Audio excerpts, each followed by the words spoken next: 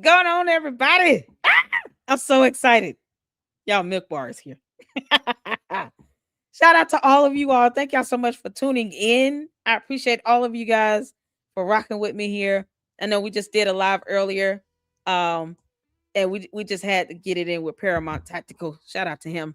But we have Milk Bar, y'all. And I am so excited about having a conversation, being able to ask some questions about of course, the lawsuit victory that he was given, and preferably, hopefully, that Tate brother will find it very difficult to do a follow up. Throwing tantrums over lawsuits is, come on. But we're going to get the scoop, and whatever he can share with us, we're looking forward to that and just having a great discussion. So I want to thank all of you guys for tuning in. I did not get the chance to go over to the second channel, Manny, but I will do so after this. But you all listen, we got Milk Bar in the house, and he is here. So ask your questions. Asking all the mods to be hands on deck so that we can, ensure we have a fantastic conversation flowing. And I appreciate you guys so much. Hit the like button. And if I can get the mods to drop Milk Bar's YouTube channel link in the chat, that would be fantastic. Fantastic. Make sure you guys go check him out. He's also on Twitter X, so check him out there at MilkBarTV. As Nathan Livingston as well.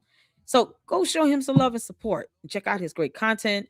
He has the best compilation videos. I love them. We always use them here in the Lady Luck Club. So without further ado, we're gonna bring up Milk Bar TV. Welcome him in.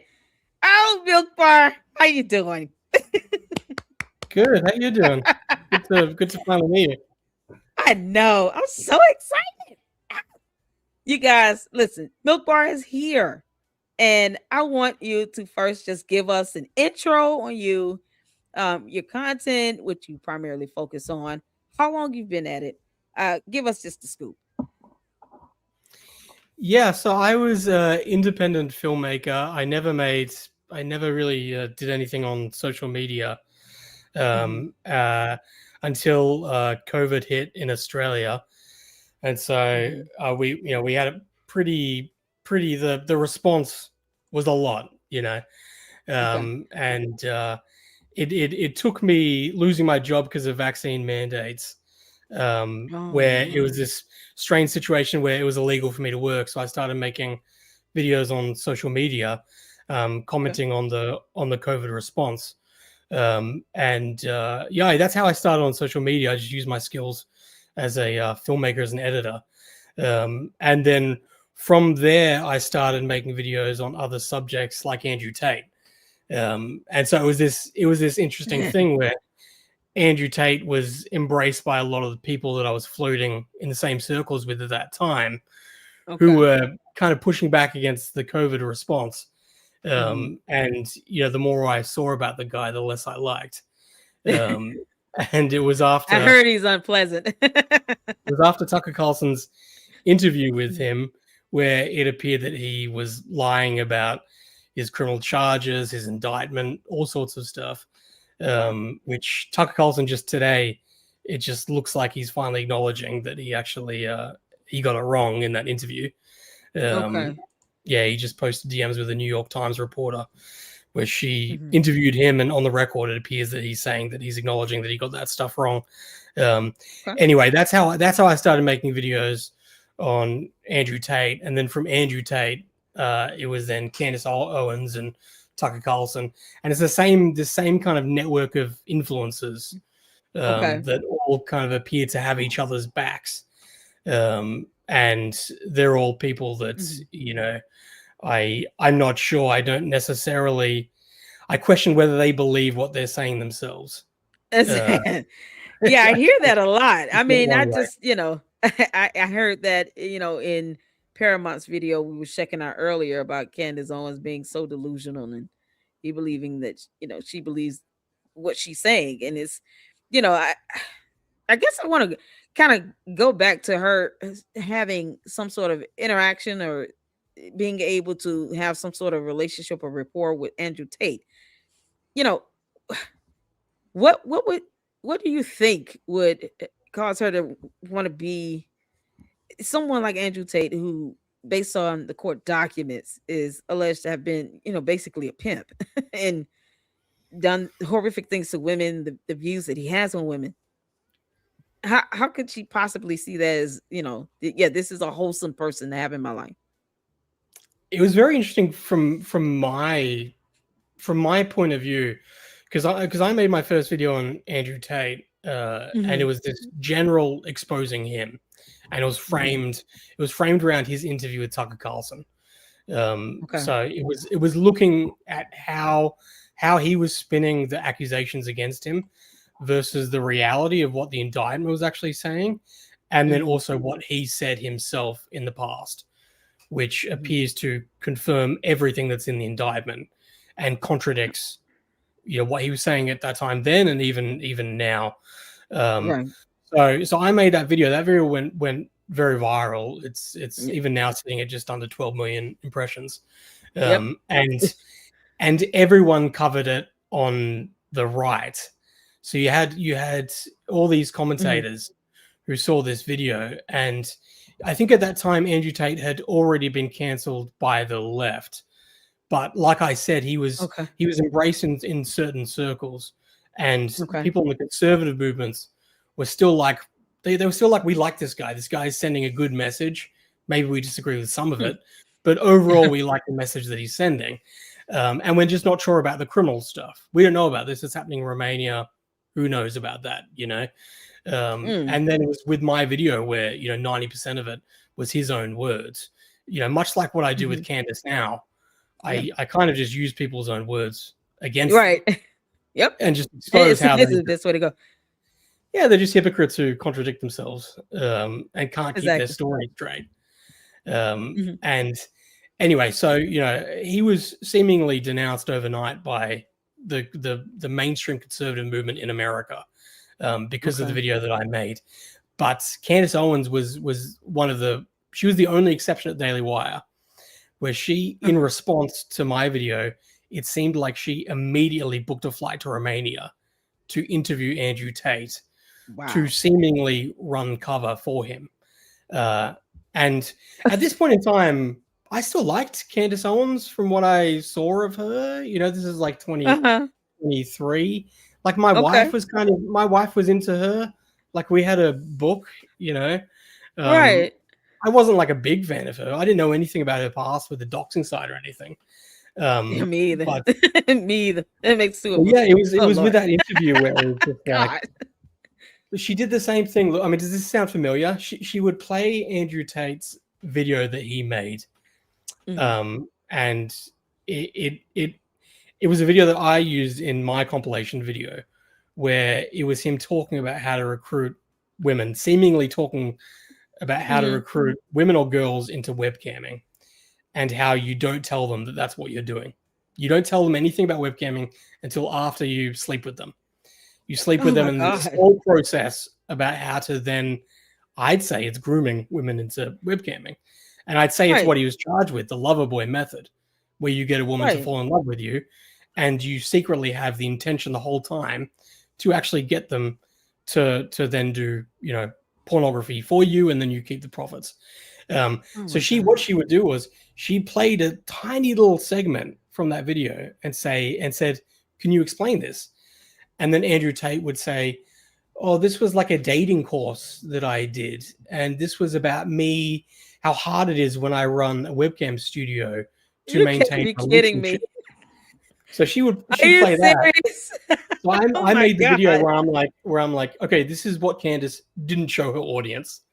Right. Where it's straight up just, very clearly not how he was framing it.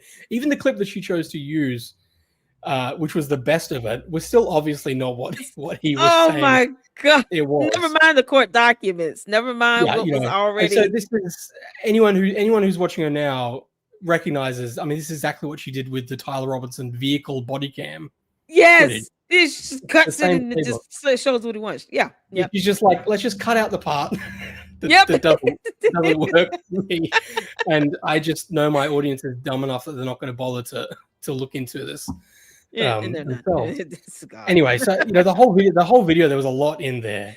There was a lot in there that was like, this is Candace clearly is pushing the same line that Tate is, and then it was like immediately after it became apparent, oh, her husband George Farmer is good friends with Andrew Tate. There lies the reason why she feels the interview. Yeah, she starts the interview saying that she's like, oh, we've met before, but she doesn't fully disclose just how close her husband is to Andrew Tate. Wow. And he's been open. George Farmer's been open. He said, I've known Andrew Tate for a long time, before he was Andrew Tate. So there's still questions about what was George Farmer, someone who comes from the high up in England, his dad's in the House of Lords. He went to Oxford University. What's he doing floating around with a self-confessed pimp?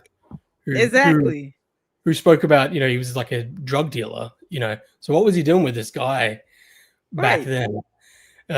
Anyway, so this is where I just started going down the rabbit hole where I'm just like, there seems to be this sphere of influencers who are all the same people who very openly spoke out against mainstream media, saying the issues with mainstream media is that they lie to you. They're too close to the stories that they cover. They're too close to the subjects.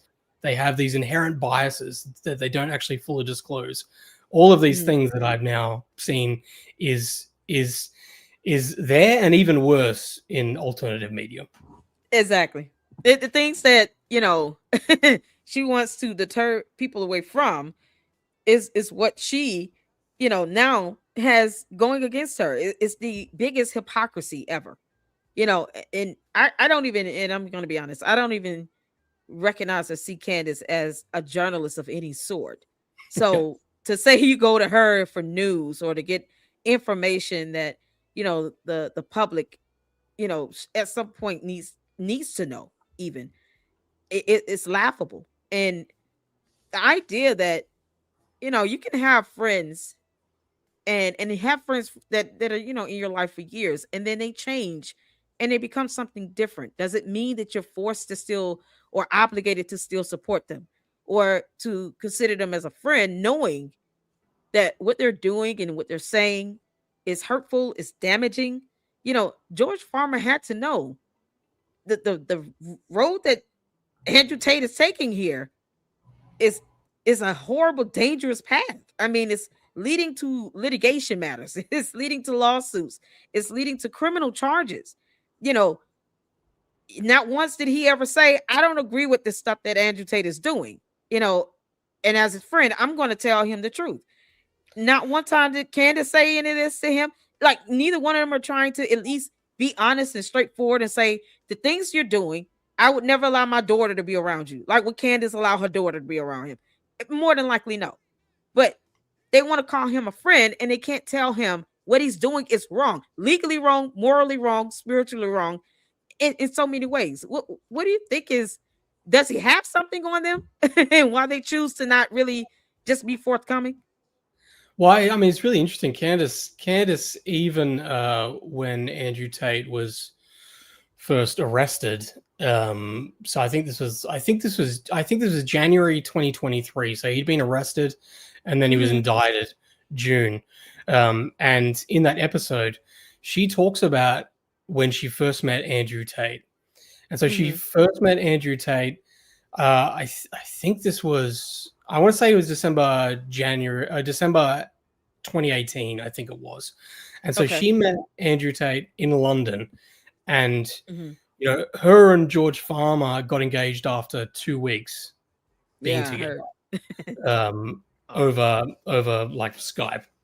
And so within those 2 weeks, they went to an event in London, and that's where Candace Owens was introduced to Andrew Tate. So she was introduced to him as like, this is a friend of George Farmer. And it's interesting how she talks about that, because she says that she had a Romanian assistant at that point in time. And so she talks about how she had her Romanian assistant with her at this event. And Candace spent most of the night with George Farmer, but she says that Okay. her Romanian assistant went and spoke with Andrew Tate. And her Romanian assistant then immediately came to Candace afterwards and said, that guy's a pimp in Romania.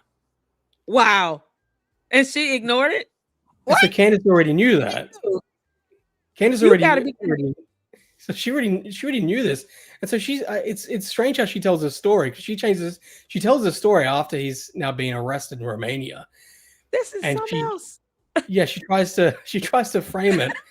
So she's still trying to frame it like, oh, he was attacked by the Matrix.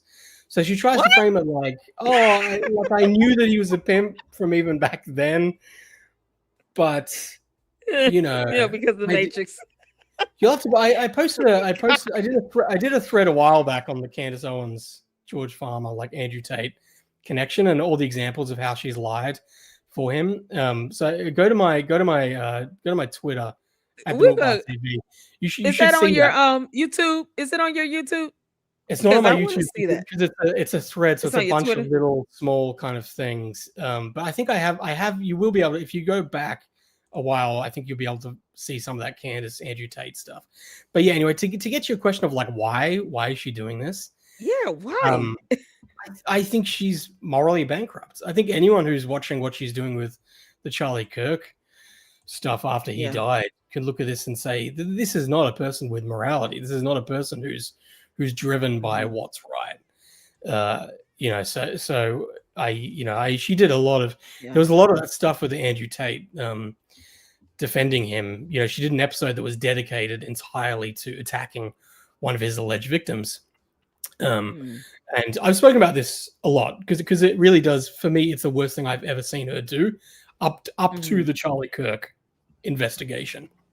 And in this episode where she's attacking one of the alleged victims, all she does is read off the Andrew Tate's lawsuit. So they're suing this alleged victim for defamation because she testified in Romania against him. And so Candace Owens, her entire evidence against this alleged victim is just the Tate's lawsuit.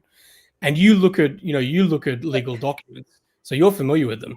A lawsuit against someone is not facts; it's just someone's story.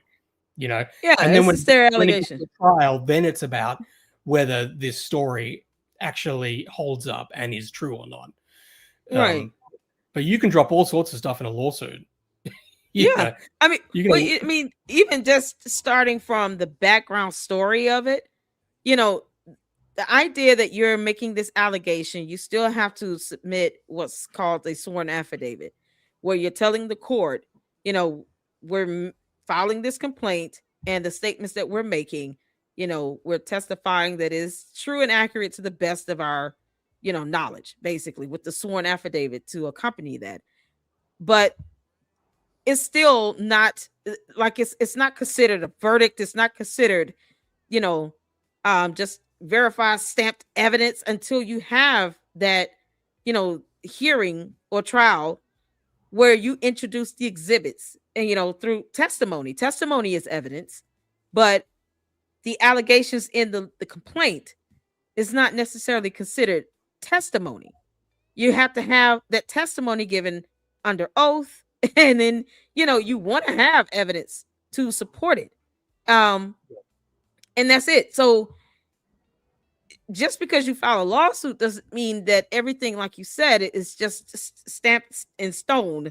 These are facts, because then the opposing party gets to come in and say, well, here's my response. That's where you get to file a response or reply, or, like Candace said, with a motion to dismiss, so you get to file that. And then you put your sworn affidavit with that saying, these statements I'm making is to the best of my knowledge, and that's it. And you have to have, that those hearings, that due process occur where you can now introduce your exhibits and introduce it into the case as evidence.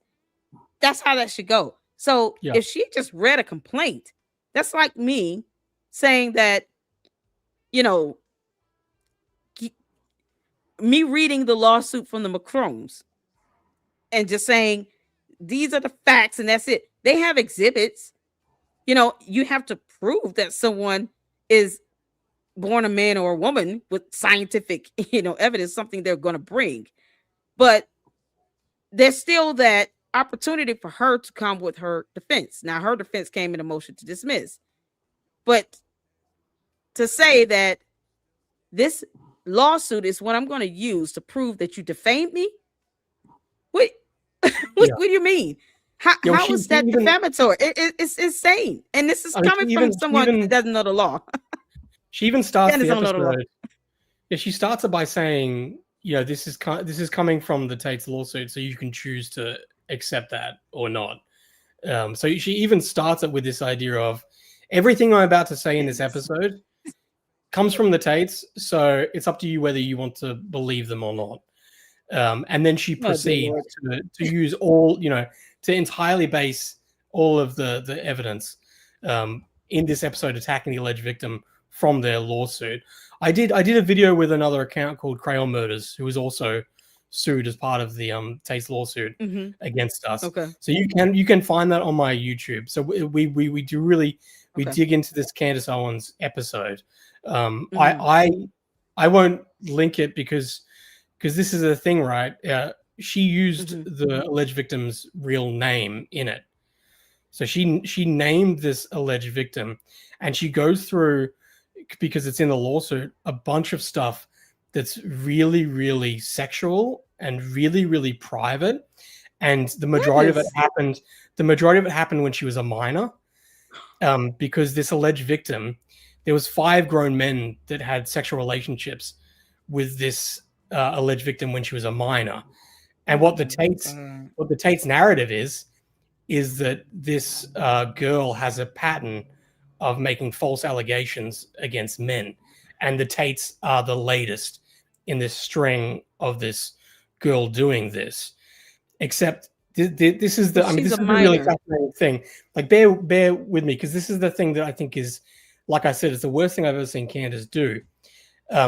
One of those grown men that was with this alleged victim when she was a minor, his name is Keith Fox, and he was arrested. And he was charged with having sexual relationships with her as a minor. And it was also found that he had sexual relationships with another minor. That went to trial, and he was convicted.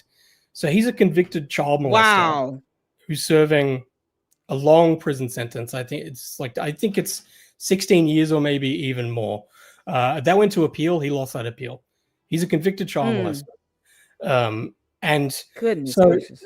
So now this is an issue, right? Because the whole narrative is that this alleged victim makes false allegations. But this is not true, because it went to trial, and there was another victim as well, and he was found guilty. So now what does Candace do? Because this destroys her narrative, she beeps Keith Fox's name. So she hides the name Keith Fox, the convicted child molester, because she doesn't want people to look up the story, because she realizes if people look it up, then the whole narrative falls apart. You can't make this up. She beeps the convicted child molester's name to protect his identity, to protect her narrative. Yet the entire episode, she names the minor that he molested over 100 times and goes into the most private details, including sexual stuff when she was a minor. This was when I realized that Candace Owens is a monster. Yes, Candace, you have a daughter. You cannot say, Candace, you would be okay with this happening to your daughter as a minor. And that's the crazy part. She probably would never let her daughter around someone like these people that she's sitting here trying. Why defend them? She's not obligated to do it. So why go out of your way to even try to offer a modicum of defense for this when one of them have been found guilty by a jury in the court of law? This is a criminal matter, so that's a jury trial. Why would you do that? There's no logic to that. I would literally just say, you know what? I don't have to have any dealings or ties with this person. They've been convicted. A jury's found them guilty. That's it. And I don't owe them any defense. I owe them nothing. I don't have to make any cover story for them. Why do it? And then blur out? You're talking about doxing a minor. See, this is the thing. even if it's in the court documents, there's still, as a journalist, you know, there's some level of, I want to say, tact that we should have. Some wisdom we use in our reporting and putting out information. We're disseminating information. Even if you see this in court documents, why would you want this minor, the victim, to relive this just for the sake of trying to give someone a defense? This is a pattern she's had with the doxing, releasing information that's not necessary, disseminating information without consent, Charlie Kirk's medical information from the ER. You don't have consent to do that. You don't have the consent to disseminate that information.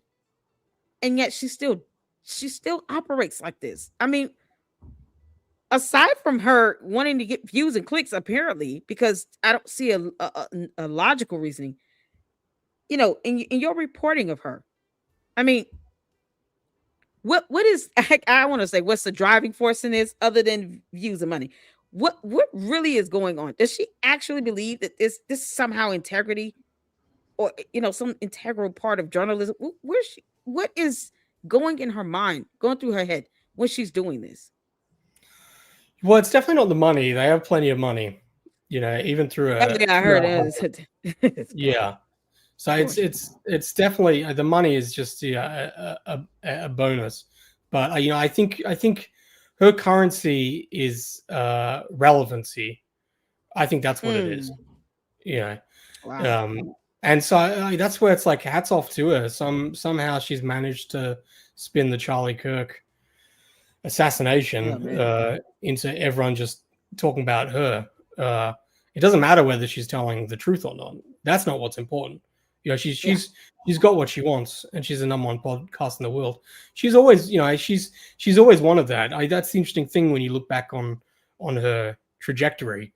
I mean, she was an intern at Vogue. She started a blog, Degree 180, where she was blogging about about how affairs are romantic and making fun of stay-at-home moms and talking about how small Trump's penis is.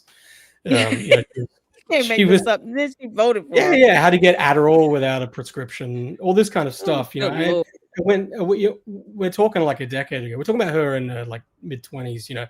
It's not that long ago, really.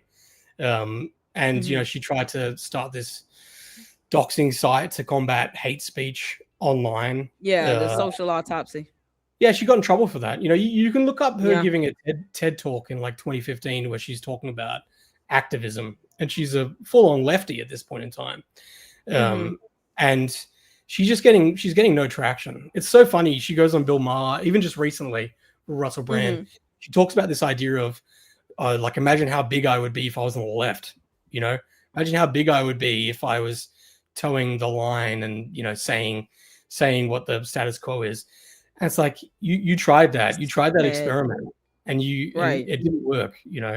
And I think I think in large part, talking with a lot of people, I think it's just because the left have a lot of like outspoken black women. Right. There's no shortage of that. I was going to ask because I want to be, just because the Lucksters know I'm apolitical. I'm not left or right leaning, and I think that's the beauty of, in journalism. From my view, I get to do it impartial, and I speak more from the legal perspective and legal angles on a lot of things. So going over a lawsuit, I have to go over the lawsuit that was filed against you from Andrew Tate, because I've been trying to get my hands on it. But that's kind of the reason why I go through that angle. But even just Candace she's just one thing she seems to be very much so is extremist. She goes from one extreme to another. I don't think she would be able to come down the middle, because that would mean that you would have to have some level of balance with this.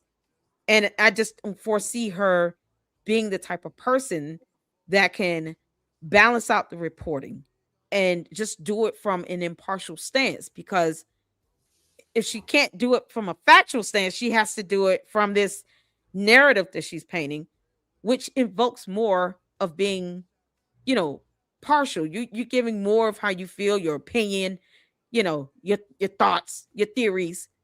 But if you remain factual, or if the majority of your reporting is based on facts and evidence, you can keep that impartial stance.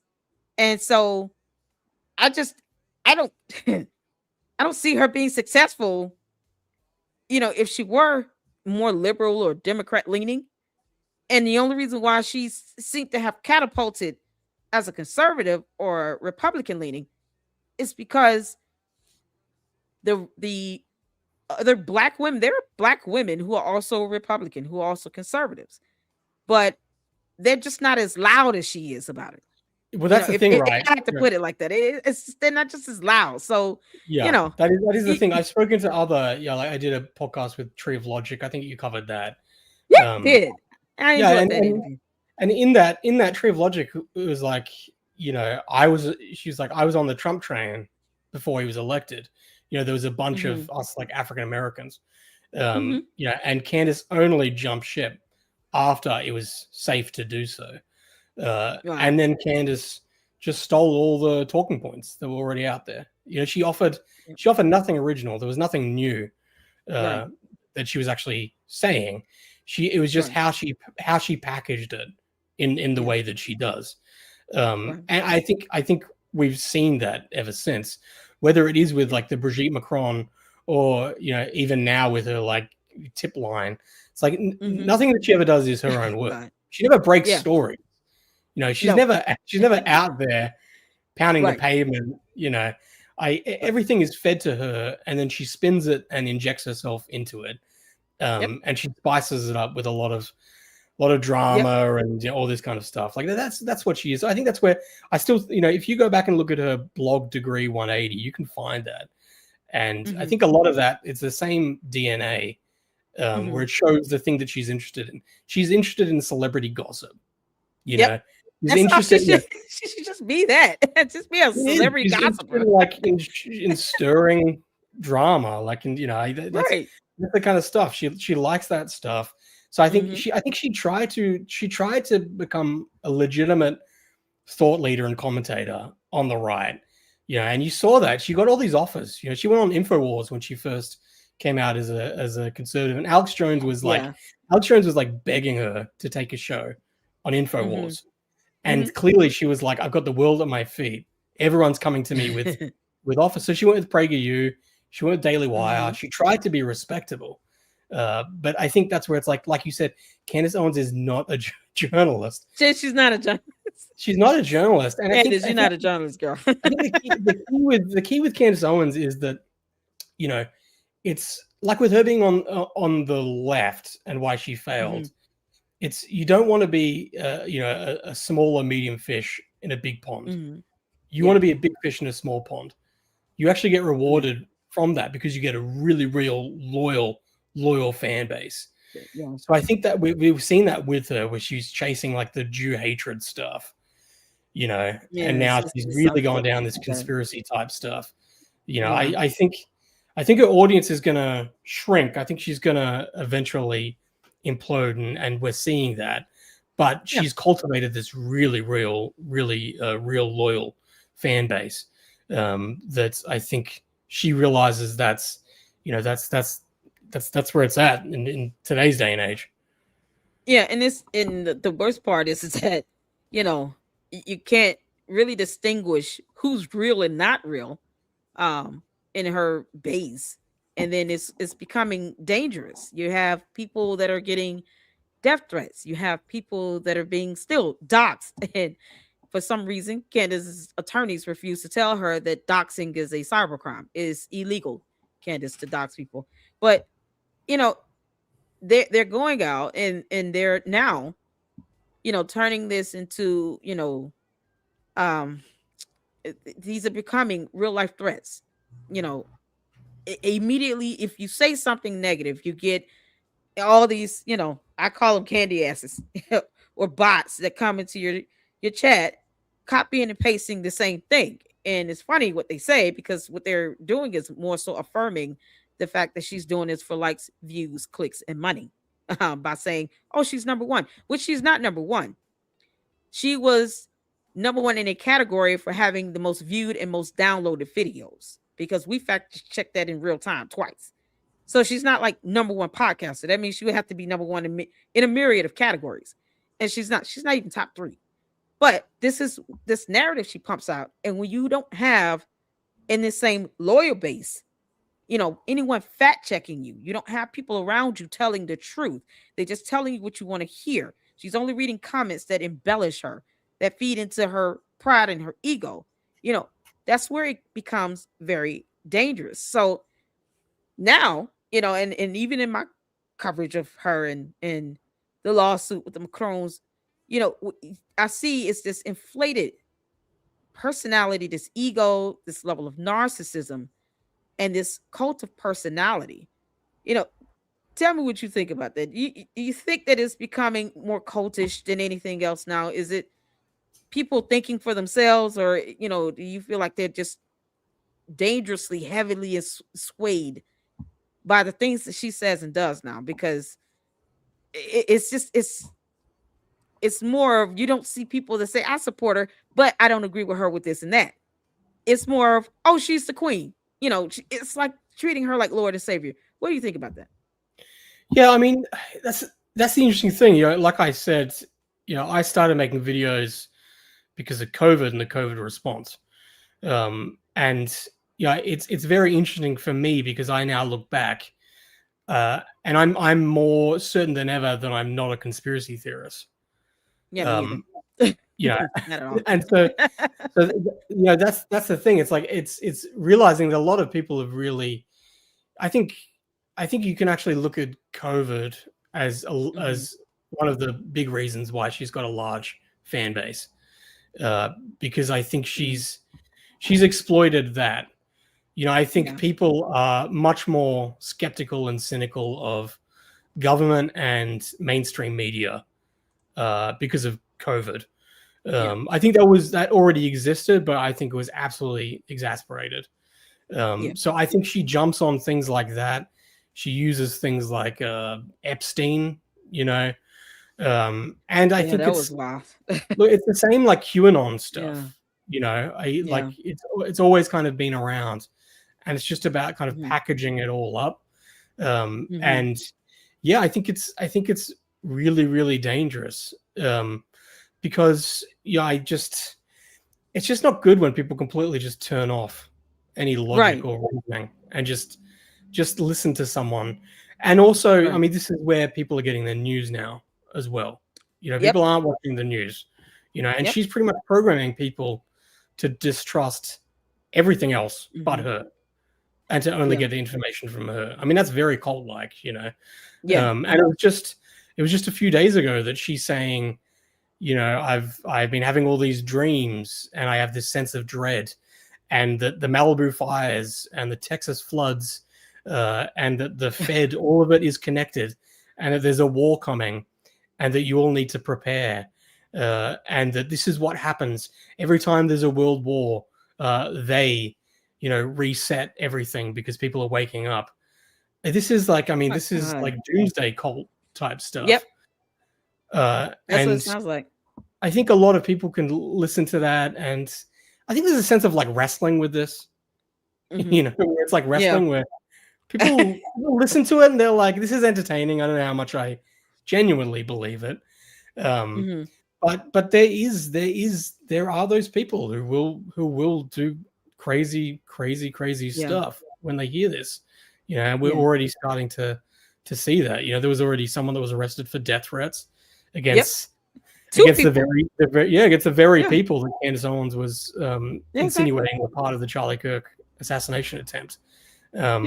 It's bad. It's really bad. It's really bad in America when Tim Pool's getting shot up. Exactly. His house, like his, this man has to go outside of his comfort zone where he lives, and now has to walk around and watch his back while she alleges that an entire country is trying to take her out with no evidence. I mean, she won't even post the FBI text message that I've personally dared her to do. along with filing a formal FBI complaint on this allegation. Candace, post the FBI text message you sent to this high-ranking official. Like, these are the things that, evidence-wise, just post it up. If you are saying that these events occurred, someone called you and said that payments and transactions are coming through this club, the SOT, then wouldn't you post up the evidence of that paper trail? You're not getting off the phone with me until you send me evidence on this. If you're going to call me and tell me this evidence exists, because that's how good journalism works. Okay, before I mention this, you're going to have to send me an email of these so-called transactions from this club. But she didn't even do her homework in being specific about which club the SOT she's talking about. There's one that deals with gastronomy. There's one that deals with cycling. So no, specific information on that. Who knows who this high-ranking French government employee is? Where are these transactions that you claim? There must be a paper trail. Okay, so why didn't you get the paper trail? These are the things that it's like simple things. Post up the evidence on that. You're posting up stuff about that you're typing up in your pre-recorded scripted shows, but you won't post up an FBI text message. You won't say, here are some, transactions that I received in an email where someone who works with the French government sent over to me to show proof. Payments are coming from the president of France to this club for the purposes of an assassination attempt. Nothing to the extent. So when it's that easy to just paint these narratives and your audience, your supporters don't even demand the evidence, it's easy to see how these people can be easily swayed,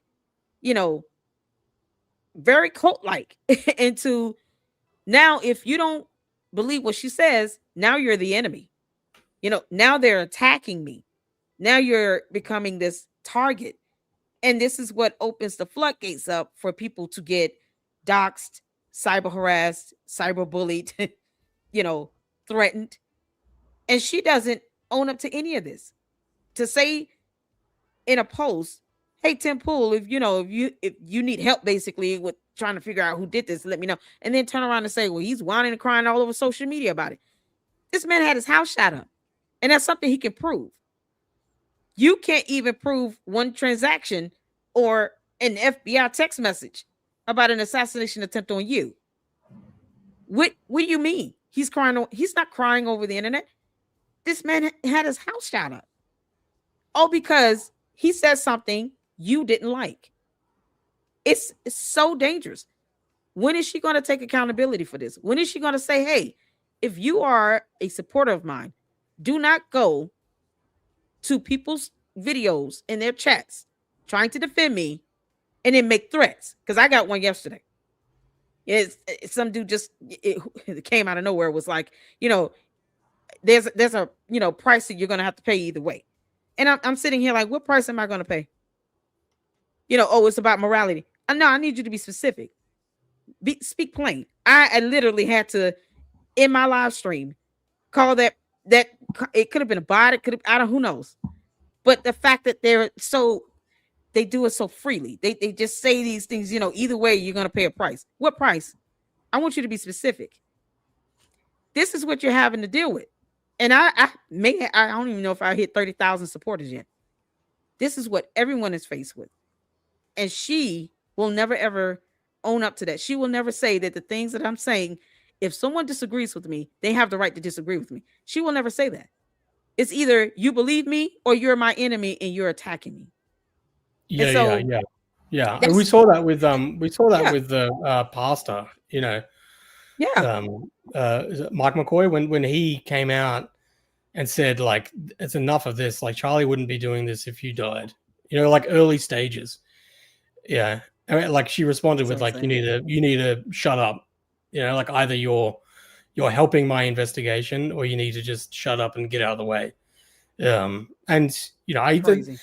She's good like that.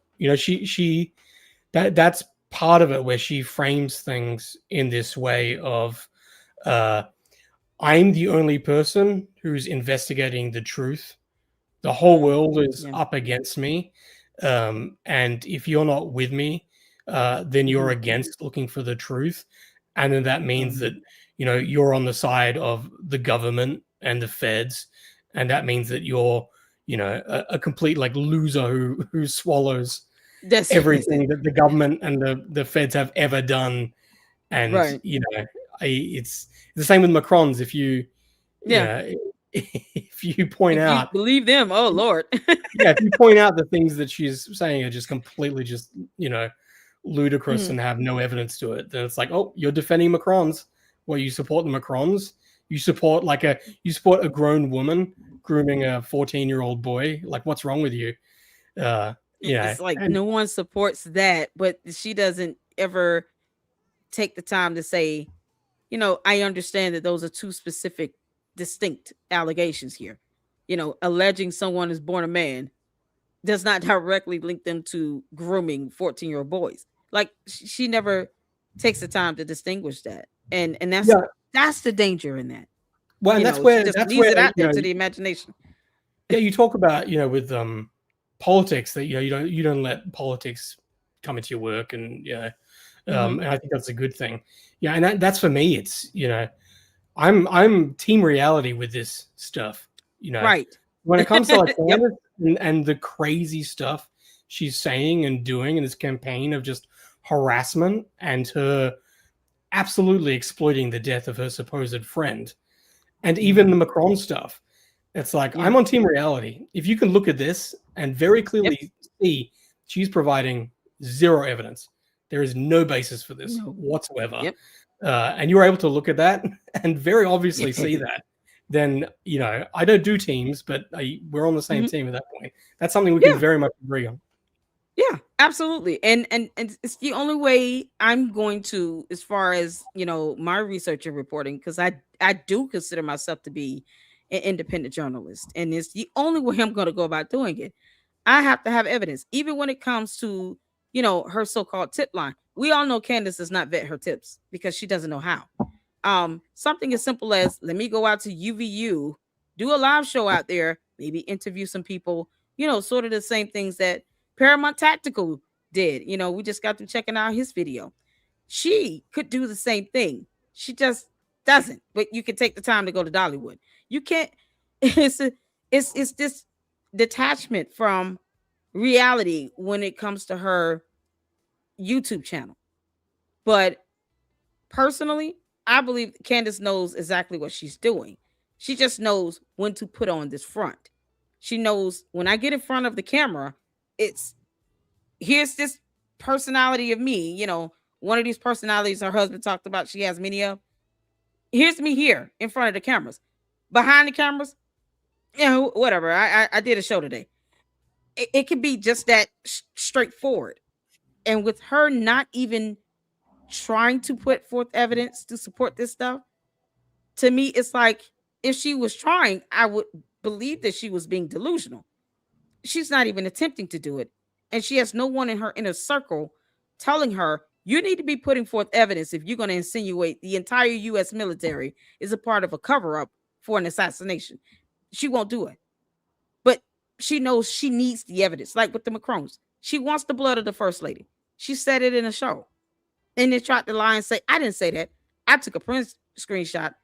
I actually reacted to the part where she said it and said, here, Candace Owens said, I'll send my doctors out, get a little blood, take care of this real quick, because she knows she needs that DNA. The best part about this, they're going to be bringing scientific evidence with them to court. That's where her story is going to fall apart.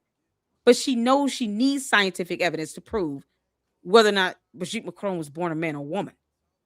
She just can't get it because that's not her blood to give up. She knows what she's saying. She knows what she's doing.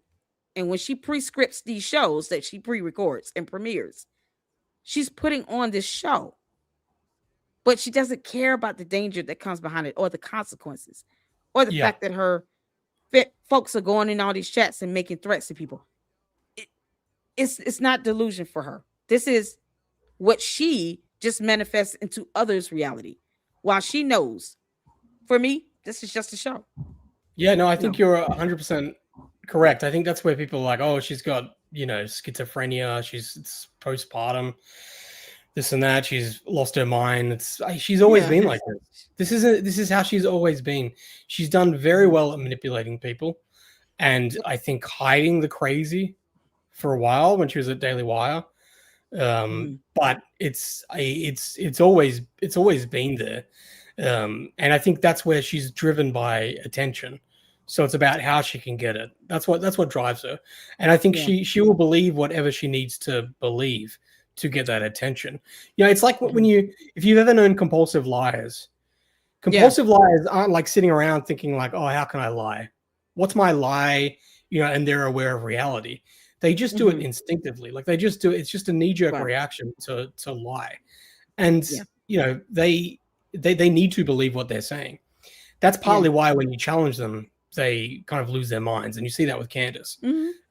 Because they believe what they're saying. So when you challenge it, they feel their status quo that they've established being challenged. And I think that's where it's important to look at Candace and to be like, I mean, she's aware that she's deceiving her audience.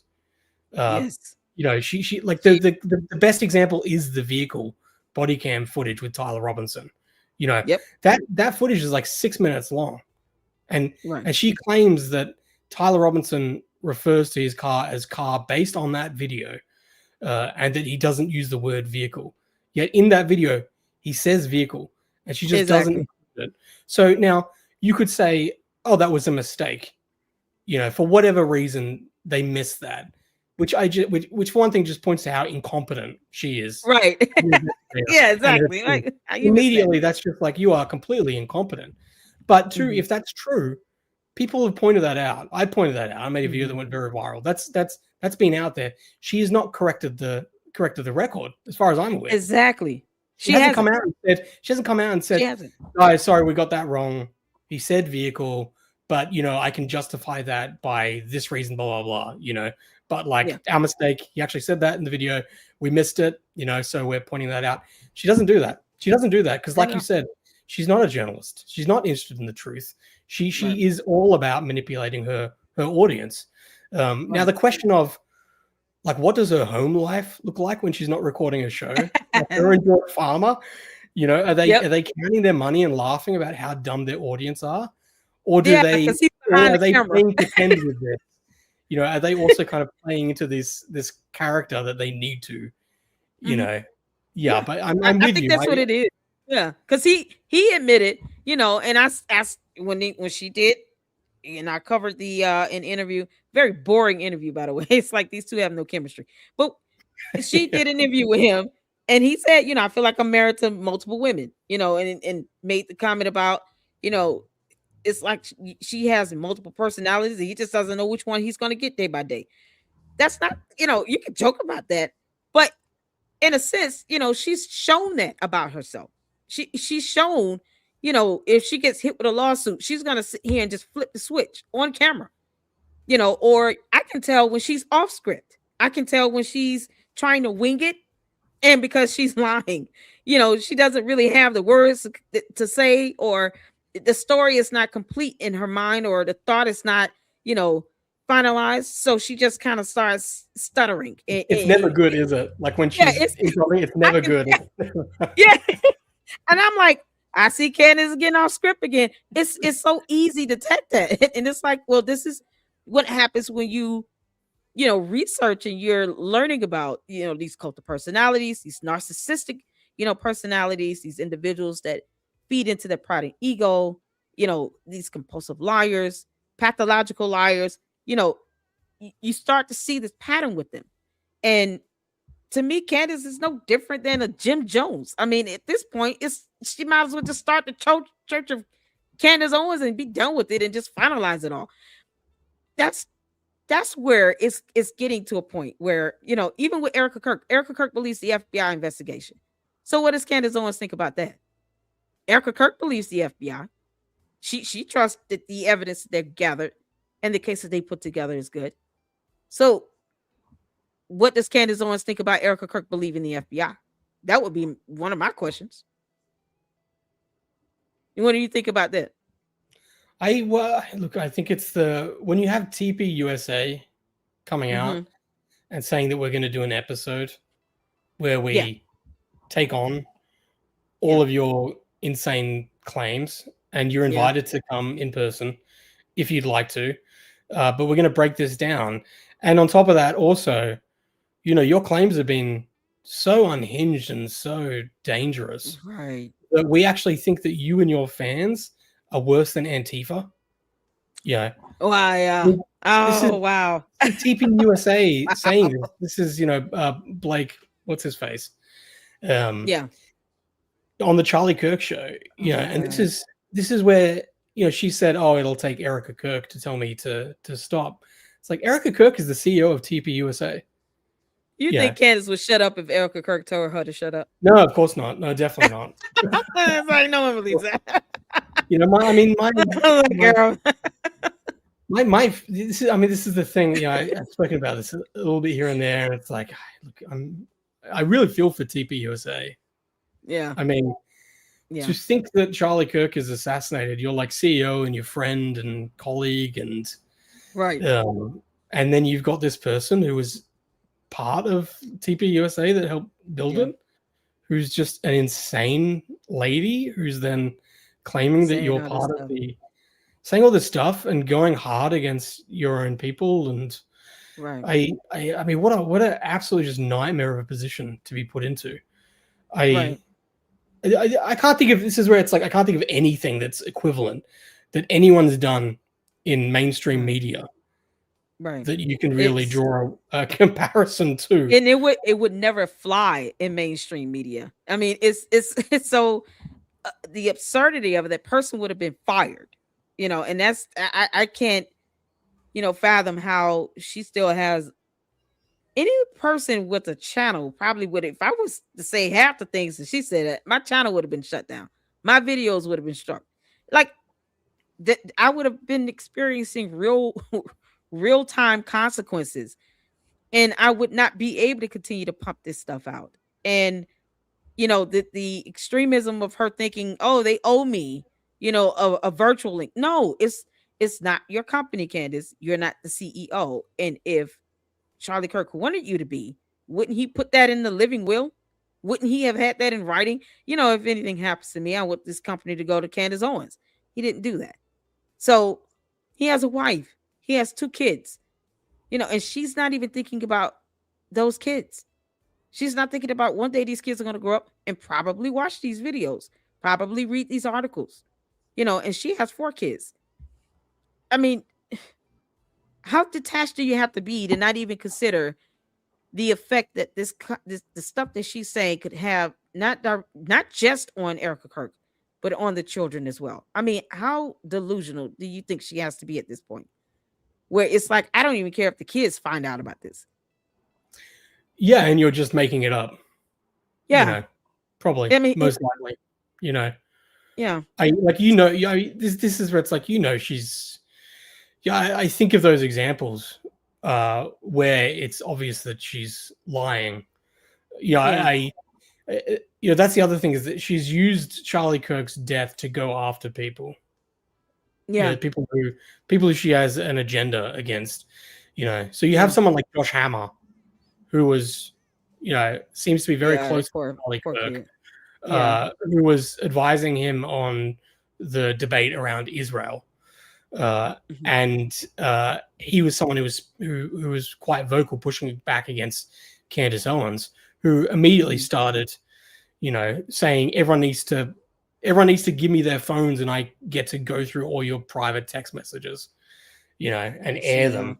And what happened to this Hampton meeting here, and what's going on here, and this is to do with Israel and blah blah. The message with the where he said he was going to get killed the next day. Well, that's the thing with that, right? So he posted about public executions the night before Charlie Kirk died, and anyone can look and see that that was because of the Ukrainian woman who was killed on that bus, and that was going viral at the time. Plenty of people were calling for public executions, and they were saying how horrific that was. And Candace Owens spins that to say that Josh Hammer had a meeting with Charlie Kirk. She seems to insinuate that meeting went bad, and then he then posted public executions. as a way to, for whatever reason, to publicly put it out there that Charlie Mhm. Kirk was going to be executed the next day. So he had knowledge about that. Um, And it's and just so like, sad. what a horrible thing to say. But also, Right. again, it just points to like you're completely incompetent as an investigator. You know, because she Right. says like he's like, I have this. It's completely random. He just posts public execution. There's no reason to do that. I can see no one else that's posting anything else like Yep. that. And he's like never posted like that before. This is the first time he's done it. It's very unusual behavior. Like everything that she was saying was factually wrong. You know, Exactly. Josh Hammer is a proponent for public executions. You know, he wants that. That's not my thing. I don't like that. But he has spoken about Hmm. that in the past and posted about that. You know, Hmm. like I said, that Ukrainian woman, that news story was in the story. You know, so he Right. was posting it in response to it, and he'd actually retweeted two articles, two posts to do with that woman being killed, like Hmm. right before Yeah. it, and she just Yep. ignores that. She Yeah. doesn't Yep. include that because it doesn't fit Yep. her agenda. This is not an honest person. You know, this is not Right. an honest person who believes Right. what she's saying. This is a person who's manipulating her audience because Yep. there's an enemy that she's going after. So she's cherry picking things and just, you know, lying and just full throttle attacking them, you know, and this is what she Right. does. Allie Beth Stuckey said that. Like Yep. everyone knows if you get into Candace's crosshairs, she'll come at you, she'll do reputational damage. And that's why people are afraid to speak out against her. And the worst part is that, you can see how her behavior and her view is when it comes to, litigation matters. I actually have gone over the lawsuit she filed against USA Today, the lawsuit she filed against the apartment complex, where she alleged that she had to Yeah. live with mold for 6 7 months and had recurring yeast infections. I posted the lawsuit that she filed against Kimberly Klasick and went over that. Then of course the Macron lawsuit, and it's like the same throughout. She doesn't want to go through these litigation matters. She doesn't want to have discovery or get to the point where exhibits and evidence is produced, because she knows at this point she's going to have to produce evidence on her end. She can't go to court just on allegations. She can't just go to court on because I said so. It doesn't work in court that way. YouTube is not court. And I say this all the time in the Lady Luck Club. YouTube is not court. In court, it's not like going on your YouTube channel with a pre-scripted show, your husband standing behind the camera ready to film. That's not how it works in court. So what you see is this pattern of behavior, and this foundation of her character being built, where she's either filing a lawsuit and like with USA Today, and because she couldn't meet her burden of the malice intent, it was dismissed because of that failure to state a claim, or someone sues her and she files a motion to dismiss while she goes on Tucker Carlson's show and says, I don't want this case dismissed. I want to get to the discovery phase. I want subpoena power, and still don't know what that means either because she won't research subpoena power. But she goes through all of that to put on this front, and she wants people to think she has to, I have this knowledge and I can go in and win and beat. No, that's not how it works in court. And these judges don't put up with that nonsense.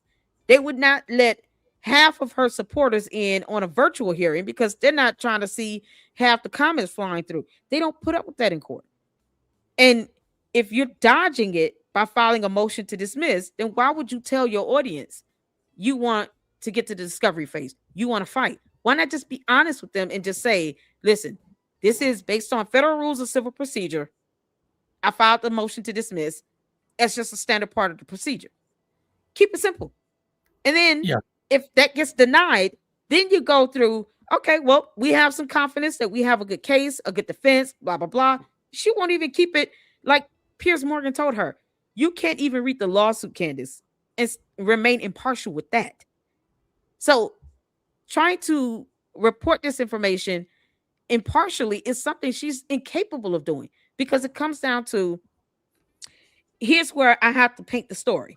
Because if not, either the incompetence is going to come through or the lies are going to come through. and it's one or the other. Yeah. So you can see how she acts and how she behaves and how she carries herself when it comes to someone suing her. So let me ask you this: do you think Turning Point USA should file a lawsuit against her? No, I don't think so. I don't think so. I think I think they were smart.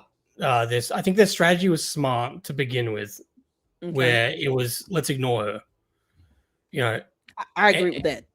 let's Yeah. starve her of oxygen, Hmm. and because anything we give her, she's going to just use for more engagement. I Right. think that was smart. I think they made a mistake because there was more and more chatter off the stuff that she was saying that they Hmm. felt like that they needed to answer questions. So they felt like they Okay. needed to talk about how Charlie Kirk wasn't converting to Catholicism. They needed to Mm-hmm. explain why one of their crew members took the SD cards. They Mm-hmm. needed to come out and acknowledge group chats with Charlie Yeah. Kirk about him abandoning the pro-Israel cause. They did this middle ground that I think hurt them. I think Okay. starving her of attention was the right way to go about it. I think either do that or come out hard early, come out hard to Okay. say like, "What are you doing? You know, Hmm. it's complete rubbish, Okay. and we're not going to have it." Um, and I think we're talking about that's what they did last week. So we're talking about allowing her to have this Hmm. campaign of 3 months of sowing Right. doubt and flinging mud and finding anything they could to discredit TPUSA. And Right. so I think by the time TPUS has come out and now pushing back, it's kind of too late. She's done so much damage to that brand I that I know. think a lot of those people that you potentially could have reached early on have now Hmm. gone to the Candace side of things. My fear is that she is going to go after Erica, Hmm. and that by the time it gets so bad that Erica feels like she needs to come out against Candace, it'll be too Mm. late. And Candace will also have done a good job of discrediting Erica. Um, it's all lose lose. There's no good situation here. Yeah, I just oh man, I USA was gonna or ask that. Erica, You know, and it's like, I right, mean, Erica, it's like what she's gone through, you wouldn't wish on your worst enemy. I can't even imagine right. what that's like. I do personally think that you're the CEO of TPUSA. It's got to the point where Candace Owens is saying that TPUSA was Hmm. implicated of the assassination of your former CEO, and she's Oh actively telling God, people to pull donations from your organization. I kind of feel like you as the CEO, you should be stepping up and saying, I'm not having this. that's But that would be lawsuit worthy too, because I mean that's tortious interference. They're a 501c3. Their revenue comes primarily through these donations and contributions, and then who is Candace Owens to tell someone they can't donate? I mean, yeah, it's supposed to be a nonprofit organization. So, this is once again, I had to, I did a video debunking her and this other content creator she played about the endowment. It's like they didn't even look up the definition of endowment. It's like, okay, an endowment is where they get to transfer money to, this subsidiary and actually use it to invest. And then they take the ROI that they generate from that. And then that is what they use to put back into Turning Point to pay for expenses. But the core principle of the investment sits in the account. That is how endowments work. They didn't even go over the baseline information of an endowment. And she put it out here that they didn't file their tax documents in a timely manner, but didn't go on the IRS website to see that not only they can get um, an extension, but they could also apply for an additional 3 month extension with a justifiable excuse.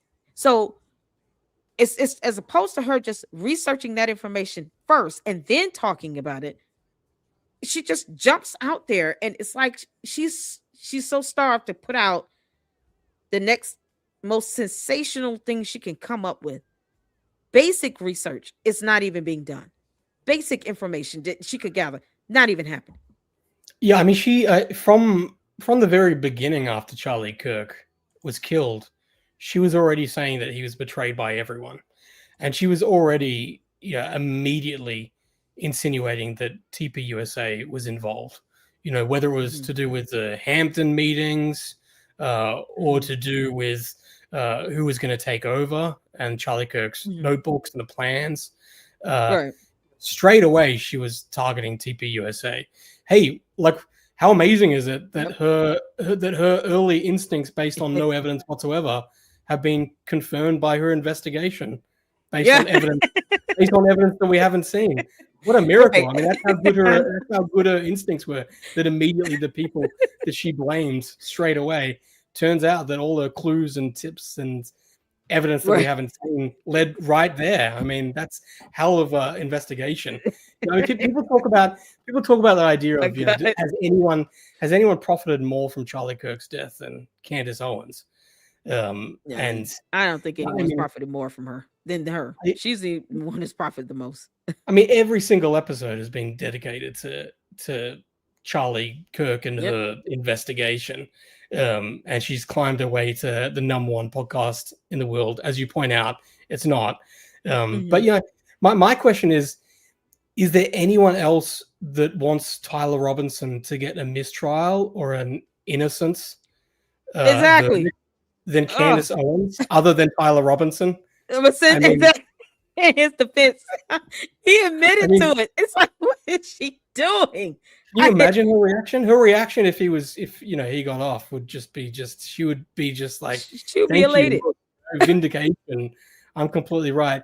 I mean, that's where it goes back to. Oh my God. How do you think Erica Kirk feels about that? Like you said, Erica Kirk believes that Tyler Robinson is, based on the evidence, believes that they've got the right guy. So, I can't imagine that Erica Kirk's over the moon with Candace Owens. We all know it. We all know it that she really wants an innocence or a mistrial verdict. Yeah, I think she wants first of all, you got to get to the point where you have an impartial jury selected. She wants to taint the entire jury pool. I mean, you can't.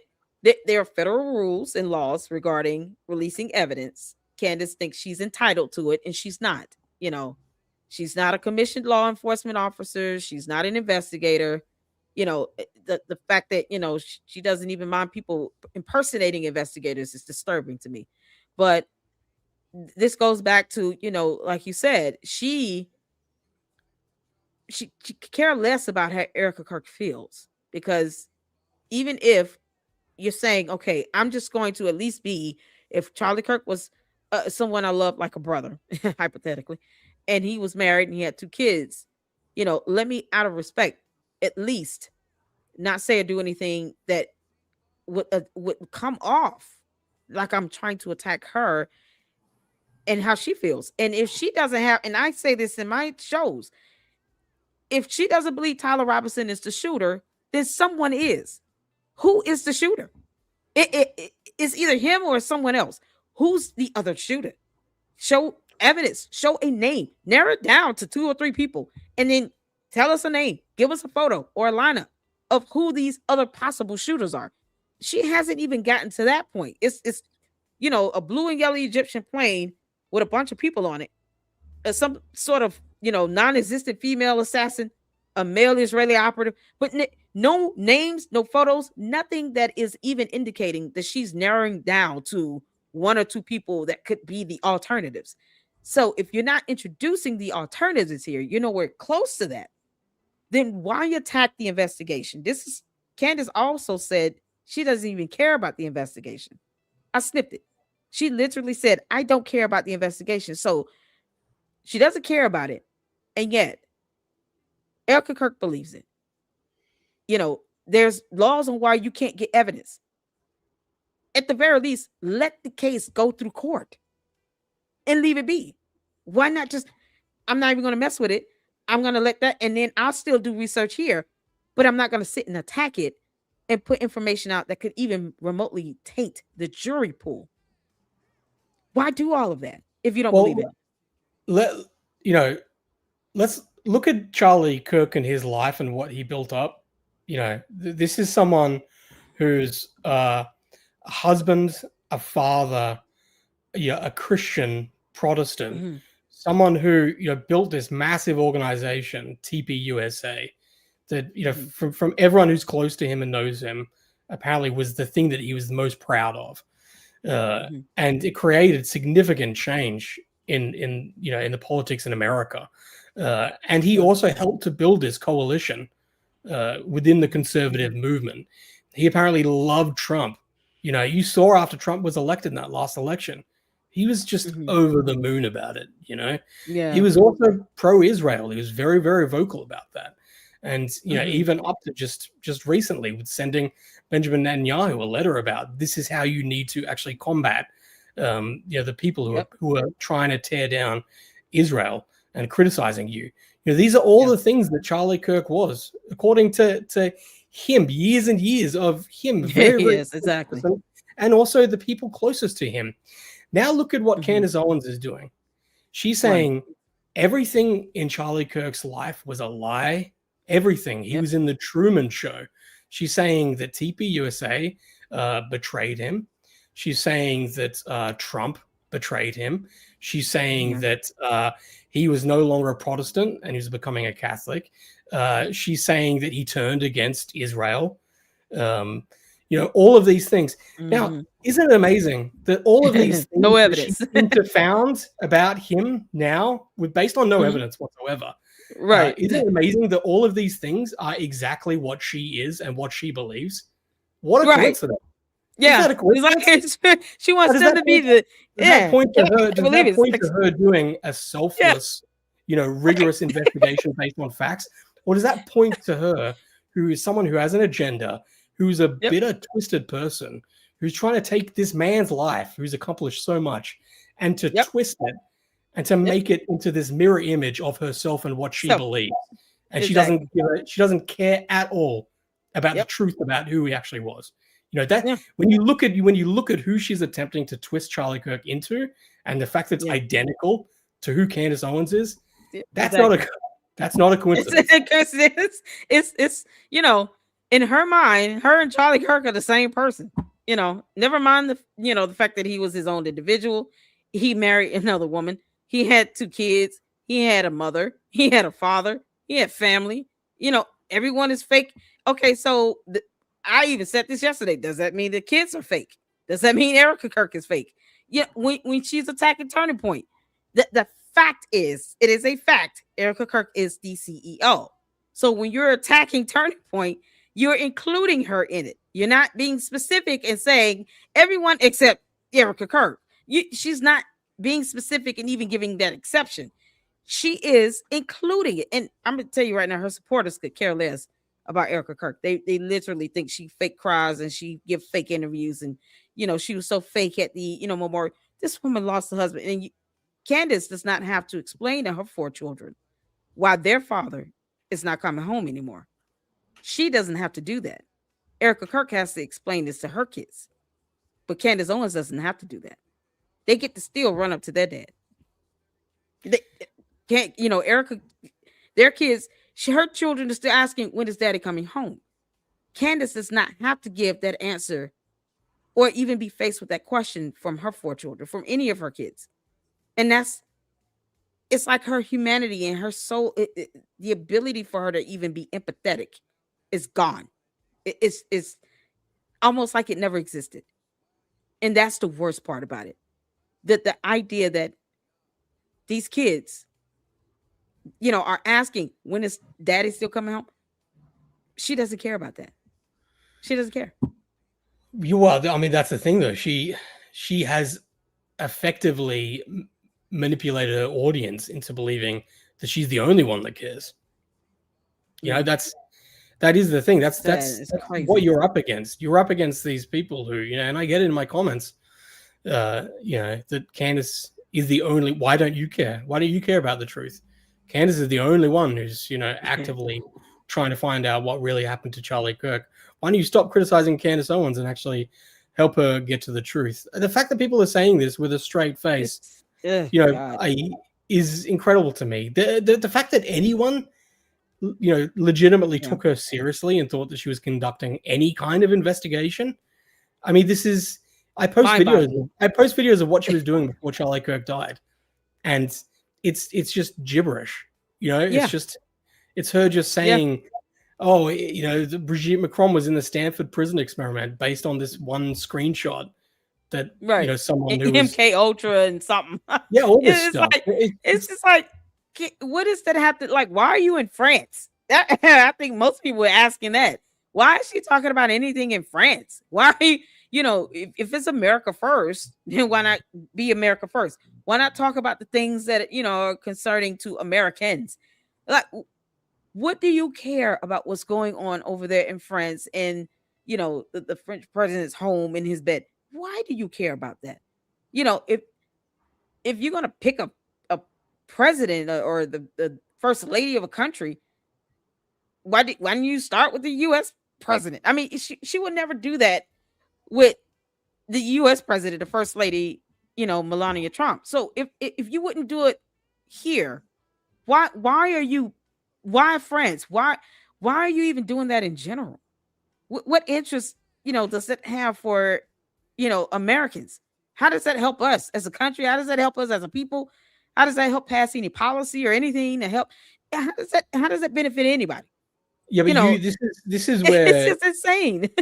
you're a good person and you're a good journalist, and that you're motivated by the truth and Yeah. by what's right. But Candace, Right. in her response to TPUSA when they asked her to come Mm-hmm. debate, you know, she gave it away. She gave it away in how she actually see things, because Mm-hmm. she says free market. Charlie Kirk died, and Yeah. look at me and look at what I've done, and look, I've climbed Mm-hmm. to the top of the podcast. So that shows that what Mm-hmm. I'm doing is right and true. And the fact Mm-hmm. you haven't got the same engagement as I do proves that what you're doing is wrong. Now, I mean that's Right. everything. Yes. That's Yes. just Yeah. pure grifter, where it's Yeah. just as I've been saying, everything that drives her is about engagement, about being relevant. Yep. So Yep. she sees that she's getting 250,000 people tuning in for a live stream. I Yeah. mean, she's going to keep doing Her that. her cult members come and tell That's me that. partly why. But it's partly why it's her, like, her tip line and her audience are her Mm-hmm. biggest enemy, Yeah. because it's like what you're saying. It's this thing where they feed each other. They Yeah. got to keep feeding each other. And like you're saying, YouTube is not the Mm-hmm. real world. She's It's heading exactly. towards an Alex Jones, Sandy Hook type scenario. I mean, she's Yeah. already been sued as a very legitimate case by the Macrons. So Yep. she's very much about to pay real world consequences for this Right. conspiracy land, fairy Yep. tale gibberish that she's been spewing to audience. Yeah. Exactly. And she's gonna find out the hard way how evidence really works in court, and the discovery phase, and how subpoena power works as well, because she doesn't have concept of those things. I just these are the worst part is that basic evidence that people ask for, she can't present it, and then of course her wanting the views and the likes and the engagement and the money. Her own followers go in chat and confirm this by restating that she's getting all these views and she's rich and she's getting all this money. What does it profit a man to gain the whole world and lose your soul? It doesn't matter if you're getting all these things, because at the end of the day, you put her under oath. She dare not repeat none of this stuff she said when she doesn't have evidence to support it. She will never say these things under oath. She will not say these things if she had to go to the court of law. Just like she wants to sit here and say, I never said that Brigitte Macron was born male. You could go and play word salad in court if you want to. It's just going to piss off the judge. She Yeah. will never say these things under the penalty of perjury, because she knows she will be lying. Just like she will not file a formal FBI complaint under the penalty of perjury, Candace, because you're saying that an entire country is after you to try to take out an assassination on you. Why send a text message if you can just go on the FBI website and file a formal complaint and then post up your confirmation of that, so that we can all see that you're taking this seriously? If she truly wanted to do that, she could, but she won't do it because she knows there's a penal code, a federal penal code that says you give false statements to a federal government agency, that is a felony, and they can charge you with a crime. She knows these things, but once again, evidence does not rule the day, and logic is out the window. And when she gets in front of that camera, let me stick to my script. Let me read my script, and that's it. You see that, she does that well, so she'll even use the lawsuit for content. And she'll say, look, the Macrons mentioned MK Ultra 18 times. Things that we don't care about. Yeah, but she's like, oh, it's so strange that they've mentioned MK Ultra 18 times. All I did was just say it was a coincidence that Brigitte Macron's birthday was the same day that MK Ultra started.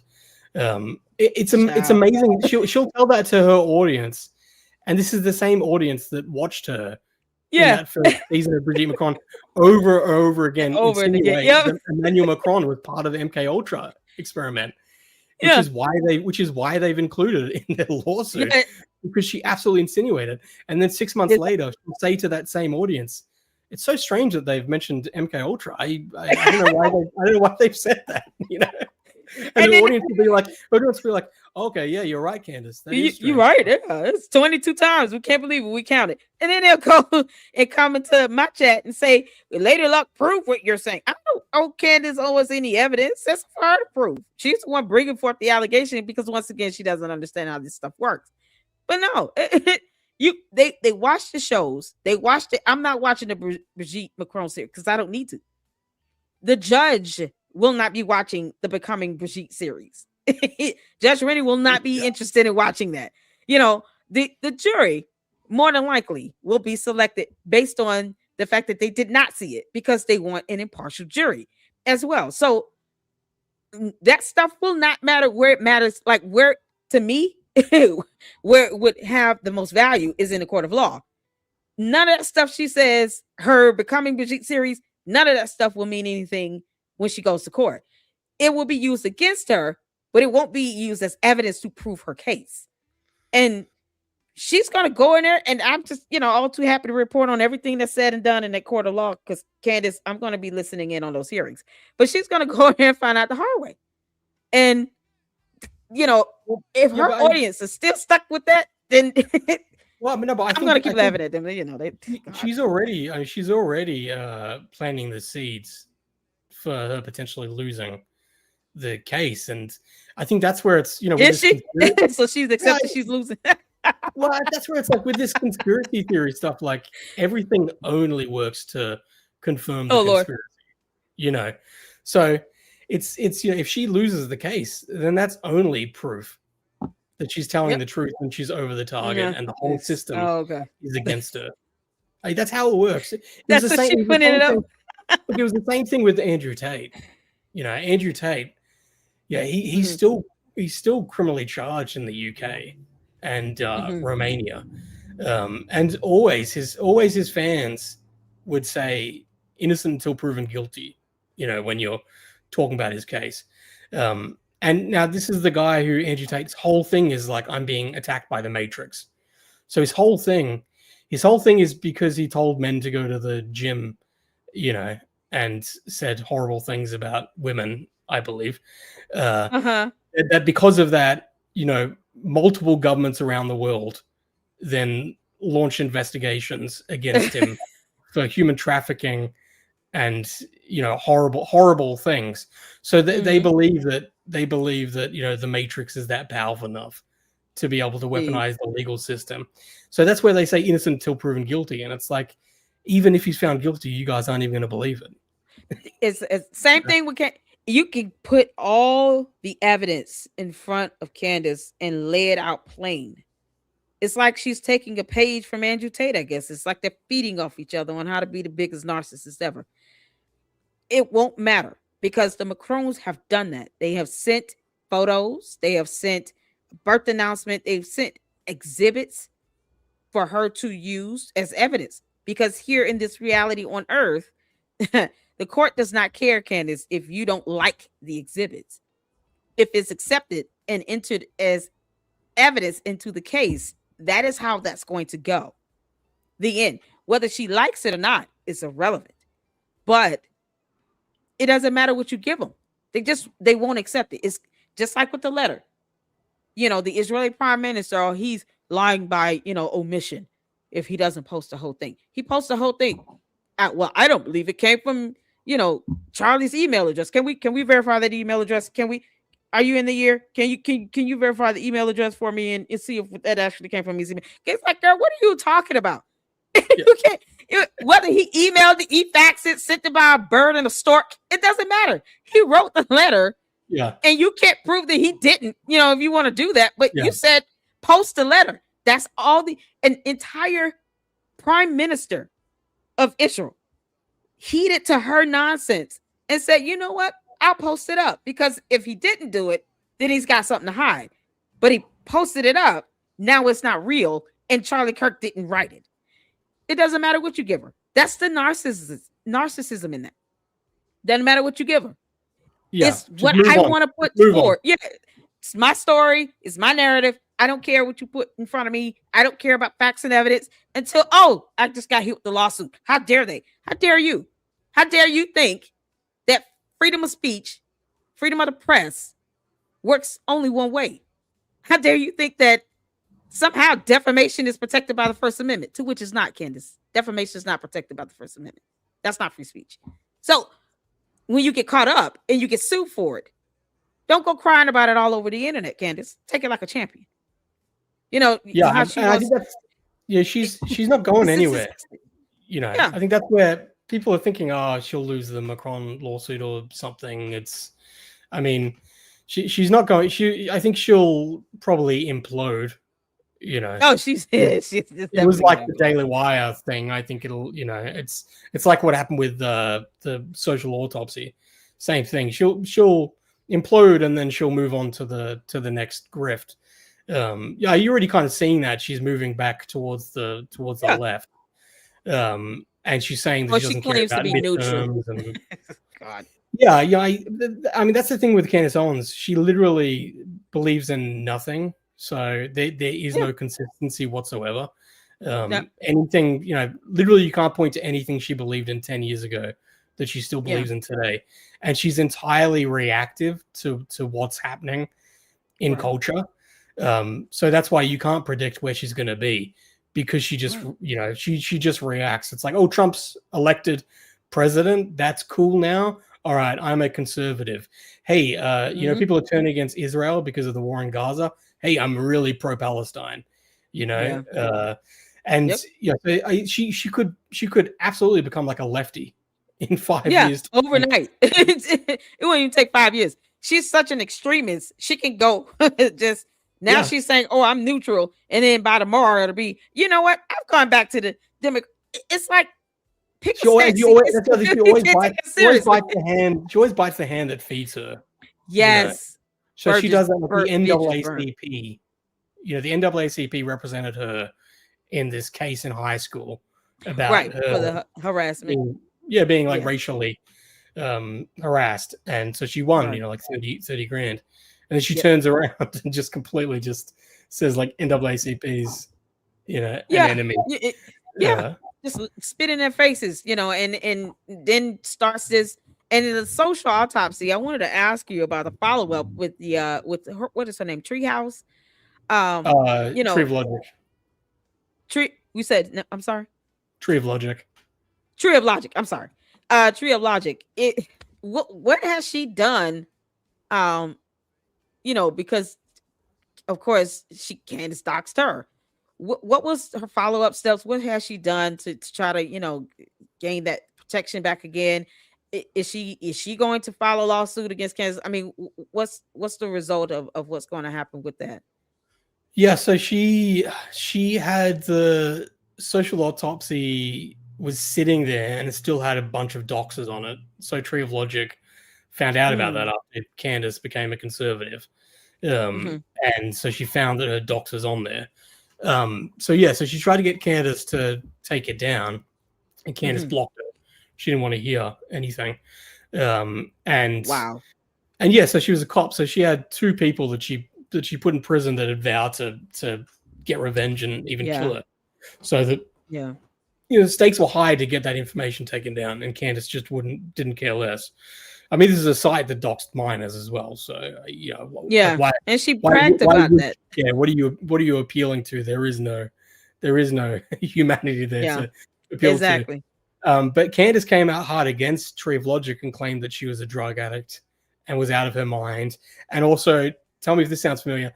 She claimed that she was getting paid to attack her. Oh, dear Lord. She was so the same stuff we're talking about a decade before. Nothing's changed. I can't make this up.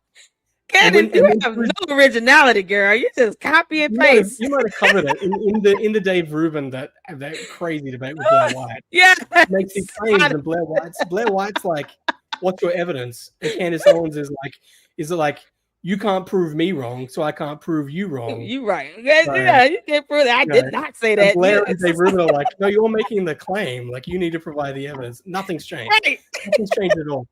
So anyway, Tree of Logic wanted to sue her for defamation because she had said that she was like a drug addict. She was on crack or whatever. Yeah. And unfortunately, by the time that she got enough money to be able to sue her, the statute of limitations where she had lapsed. Oh wow! So she wasn't able. That sucks. So she wasn't able to do that. But Tree of Logic is rightfully, she's rightfully. I don't know if bitter is the right way to say it, but she rightfully points to conservatives and says, I have no sympathy for you whatsoever. You let the fox into the chicken coop. I was warning you about from the very beginning. So all of you that have now, got bit by her, I was telling you exactly who she was. I was trying to ring the bell. You didn't come to help me. She says that she had to appeal to the people on the left and libertarians with the doxing stuff to get that taken down. So she did want to sue her, but unfortunately, I mean, it costs a lot to take out legal action like that. And unfortunately, the time had lapsed. But I think it's hilarious. It's Candace. She hasn't changed. That's why people are like, Candace is crazy. It's like same. She's always been the same. This is a copy and paste. That's why I that's personally why I keep saying that I don't believe it's a matter of delusion. She knows what she's doing. She's been doing this. I mean, it's a copy and paste. She'll be doing this if this method keeps working for her, and she's getting these, mommy sleuths to impersonate investigators, and sit here and dox people and commit cyber crimes all over the place. Then she'll be able to keep doing this for however long, and just this whole method in any situation, whether it's the Macrons, whether it's, dealing with Turning Point USA, Erica Kirk, at some point, this venom that she has is going to spill over into direct attacks on Erica Kirk. And unfortunately, it's like you said, her people will be so numb to it, they'll probably welcome it because it'd just be something new. It won't be, let's revisit the Egyptian planes again, or, let's keep putting up medical information from the hospitals because I don't believe the autopsy report. Like, it'll have to be something. She'll have to be more sensational, more conspiratorial, just to keep their interest. And it's going to get to a point where she's going to have to face Erica Kirk, or she's going to start attacking her head on. And they won't even, it's that's going to be the implosion moment, if that makes sense. Once she starts hitting the target, which is Erica Kirk, at that point, I think that's when she's really going to implode. Because Erica Kirk represents all the things that Candace Owens wants that she doesn't have. She had Charlie Kirk, she's got Turning Point, she's got all these things that Candace really wants. And I just think Candace is severely jealous and envious of Erica Kirk.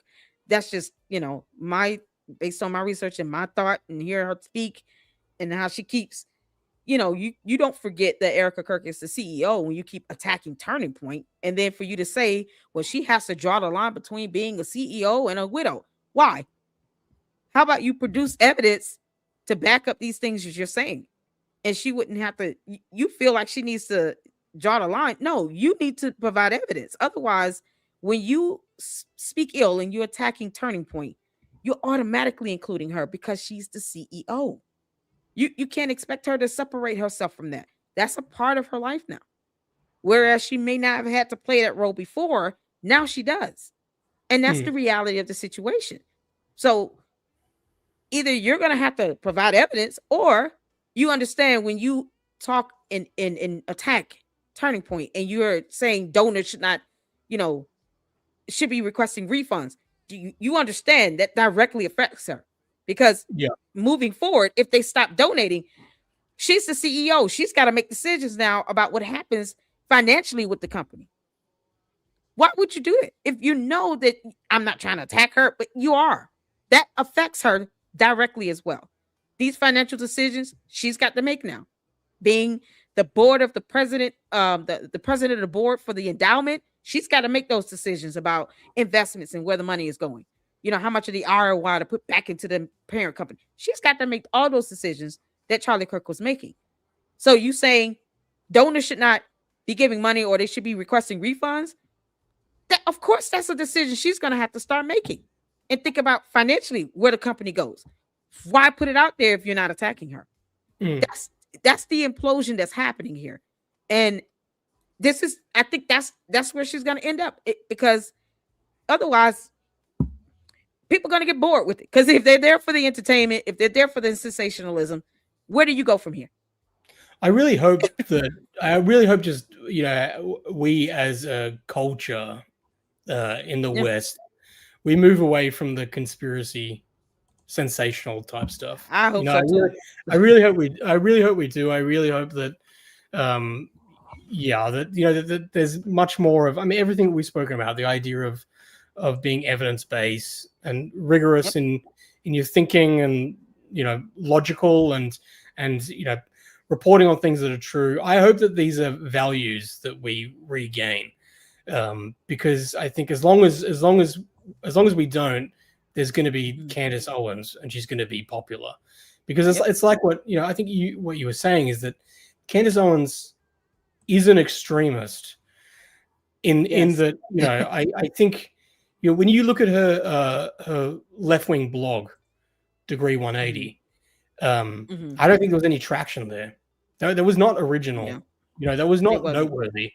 It was when she tried to do a doxing site to remove anonymity from the internet that was the first taste of big attention.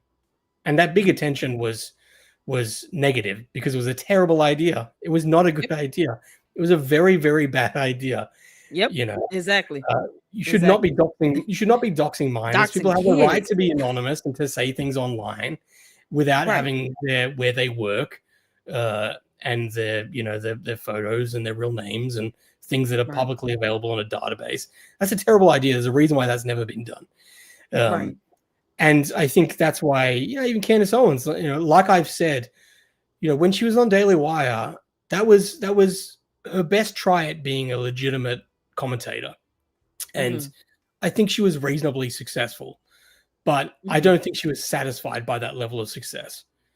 And I think that's why it imploded at the Daily Wire, because I think she was far more hungry for more. And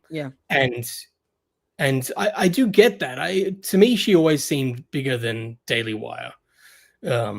And she got what she wanted, but the price of that is that she has zero credibility. No one serious takes her seriously. No, not at all. I can't even listen to her show by myself. I have to go live. And it's enraging. Suffer with me. It is enraging because you're seeing someone treat you like a complete idiot because she just lies, and when you wake up to her tricks, it's very obvious what she's doing. It's very very obvious, But it's also deeply disturbing when you think about how many people are watching this and taking it in. Hundreds of thousands. So I predict if she loses the Macron stuff, Oh, you she know, will. I'm saying that for sure. I think she'll keep going where she's going Mhm. for a while, and I think it'll continue to be lucrative, and she'll have a really hardcore cult like following. But Yeah. I hope that inevitably that market for that dries up and we move away from that stuff. I fully predict that she'll try again to be credible. Maybe Oh. she'll make a go And- at selling her life and being like, I was radicalized by the right and oh they took Lord. me in, and that's how I went crazy. But Candace, that will require reading, girl. yeah. But I think that's the thing. It's like oh Lord. she's inherently a pretty dumb person who I think yes. is very, very lazy, and Exceptionally. her Just ambition is research endowments, Candace. Like research and Google the word endowment. Like yeah. it's just basic definitions of terms. I After think with it, like truth, facts, evidence, these things she needs to Google. her ambition drives her. Her Mhm. thirst to like have attention and to be relevant is what drives her. Yeah, absolutely. So I think Yep. that'll always be there. But yeah, I mean, gosh, I think an implosion's coming pretty quick. And then she'll have to just like rebrand in some way. Yeah. I have a super I got you the cat lady. She's asking for Nathan, how do you technically collect clips and remember and cross info, etc.? It can't be easy. Can you please share your technical method? Thank you. Yeah, I use for screen recording, I use Movavi is the software. And that's a You said subscription. Revolve. It's called Movavi, Movavi. That's a good one for screen recording. MOVAVI. Okay. Yeah, so I recommend that. You do have to pay for that for a subscription, but if you're doing a lot of clipping, that's worth getting. And then I edit with DaVinci Resolve. That's a free software you can download. That's really good. I'm pretty bad with the storage stuff, with archiving stuff. I'm not very good at that. It's actually a mess. And so I have a pretty good memory with this kind of stuff. Okay. And I've made so many videos now, I can go to those cuts and know where I've used footage before. But I mean, by far, if people don't know, the most valuable resource is the transcript function from YouTube. Okay. That's that is the most valuable resource for anyone that doesn't know.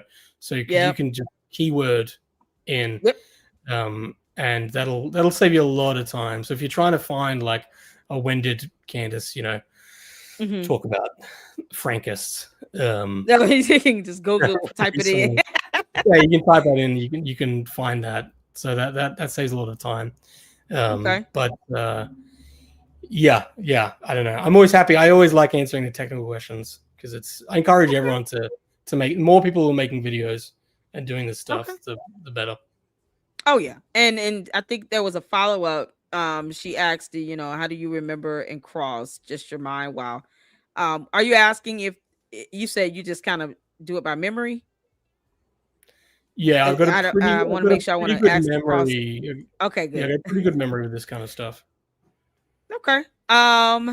Let's see here, and my question I wanted to ask the follow up regarding the lawsuit, lawsuit that was filed against you from Andrew Tate. You did a video. You said that there was the motion to dismiss was granted with opportunity to file an amended leave with the leave to amend. Do you think that he's going to do that? You think he's going to file an amended complaint? They've got a short window with the leave to amend.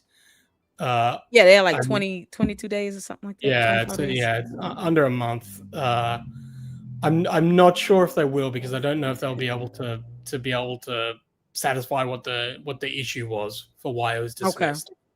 So I'm pretty confident that I'll be dismissed without prejudice, like with the other defendants. So that does, the dismiss without prejudice means that they can then file again defamation, which I wouldn't be surprised at all if they do. Okay. And are you surprised that were you the only co-defendant named where it was the claim against you was just dismissed without prejudice with leave to amend? Were you the only one where that was the outcome as far as Yeah, co-defendants? yes, I was, and Okay. I think I think that's why I'm pretty confident that will be changed, because I think the judge just needs to see the argument Okay. for that for why. Okay. So yeah, that's why we're pretty confident that I'll be dismissed without prejudice, the same as everyone else. Okay. And can you just kind of give people an overview of the time frame that it took from when the complaint was filed to this point? Because we're seeing and we'll be following and monitoring the case, from the Macrons against Candace. And one of the questions I get is, when are the hearings going to start? When is this going to start moving along in the court? So can you just kind of give people an overview of what you experienced with the lawsuit filed against you? Yeah, so the Tates filed a lawsuit in March this year, and Okay. so it's taken to us just last Friday. It was Wow. then dismissed. So, and there's been several couple of hearings leading up to that. So, I mean, that's Mhm. how slow things go. Right. And we crowdfunded a bit over 40 grand, and Wow. I mean, like a significant amount of that will have been Mhm. used up. I think we'll have a little bit left over afterwards. Okay. But that's where people say, "Oh, well, if you told the truth, you got nothing to worry about." These are people who've never had to go to court to defend themselves and don't know how much the legal Yeah. bills pile Right. up.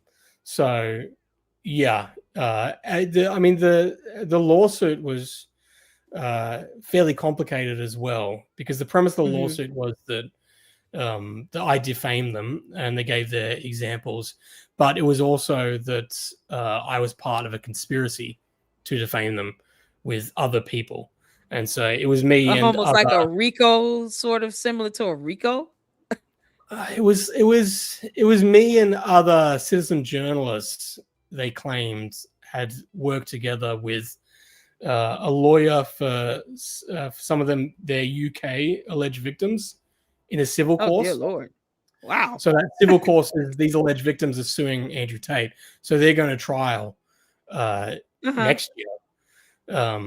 And also in this same lawsuit, it was one of their lawyers that's part of the National Center on Sexual Mhm. Exploitation, who's Okay. representing that alleged trafficking victim that Candace Right. Owens went after. So The that minor. organization, yeah, that organization is representing this alleged victim. Mhm. And so they also included one of the lawyers from that organization. So it Oh was my a bunch God. of accounts on Twitter and then a couple of these lawyers, and it was this idea that we all conspired to You defame them. can't make this up. And then the thing is that Lord. the majority of us aren't even in America. I think only one of the defendants was in Florida, where the lawsuit was based. Um, so it's The a lawsuit very was based in Florida, and he's not even in America, is he? no. I believe it was the only place that they could get away with filing a lawsuit What? like that. You gotta So be kidding. That even a in Delaware, I lawsuit, guess. yeah. So even a lawsuit like this, which is like on the face of it clearly frivolous, and I believe just was an intimidation tactic. Even a lawsuit like that, it takes almost a year to get to the point where the judge can actually hear the arguments for Yeah. why even just on Yeah. jurisdiction grounds that is, let alone how they attempted to Mhm. serve us as well, which also uh, wasn't right. They didn't go through the right process of that. Oh um wow. that's largely why it was thrown out. Okay, good. Lack of Yeah. jurisdiction. Failure to. It sounds like they tried to e-serve. You can't, man. You can't make this stuff up. And then, um, I guess with moving forward. I mean, you get these lawsuits like this where they try to tie you up in courts. They want you to spend money. frivolously. Andrew Tate might be able to afford, attorneys on retainers, probably, Yeah, for he does. Yeah. yeah, and he doesn't care. But you know, I mean, do you? And let's just say this, because this is a question that gets asked, and it just, for shock value, I guess. Do you think that the Macrons filed a lawsuit against Candace, to get her bankrupted, as she claims, or for her to be bankrupted? No, I mean, No, but I was just saying. I was just asking. I don't. Yeah, I mean, I think they filed a lawsuit because it's just, I don't know if it was a good idea for them to file a lawsuit. For one thing, Okay. I think in many ways it can legitimize her by giving it that amount of Okay. attention. So I'm not sure Okay. if it's a good idea. It's similarly, I don't think it's a good idea to be prosecuting people in France who are making the same allegations. Mhm. I don't think that's right.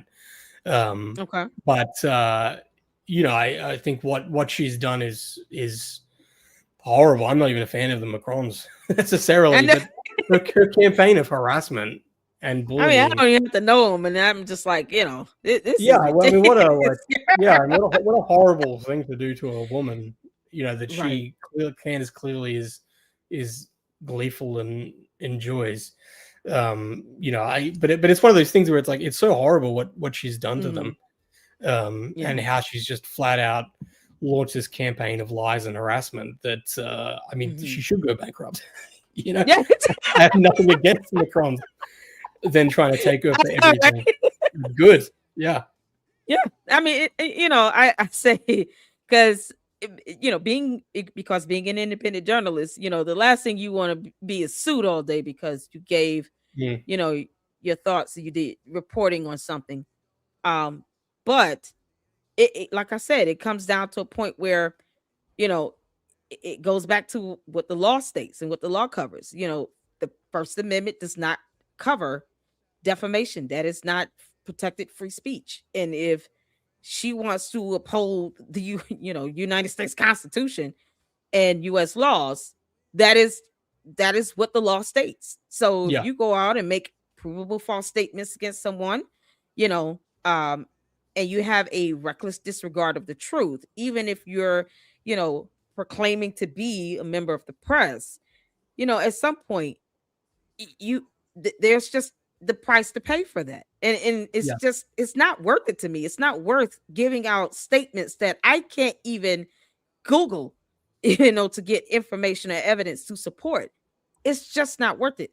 Trying to say someone is born a certain gender is a matter of, and I've said this time and time again in the LLC, it's a matter of science and biology and human anatomy.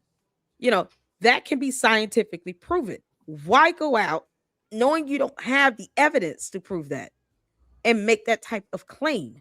You know, yeah, the policies they have in France, even though it wouldn't apply to us Americans, we're not bound to obey the laws of France, and they are not bound to obey our laws here. They're a sovereign nation, so are we.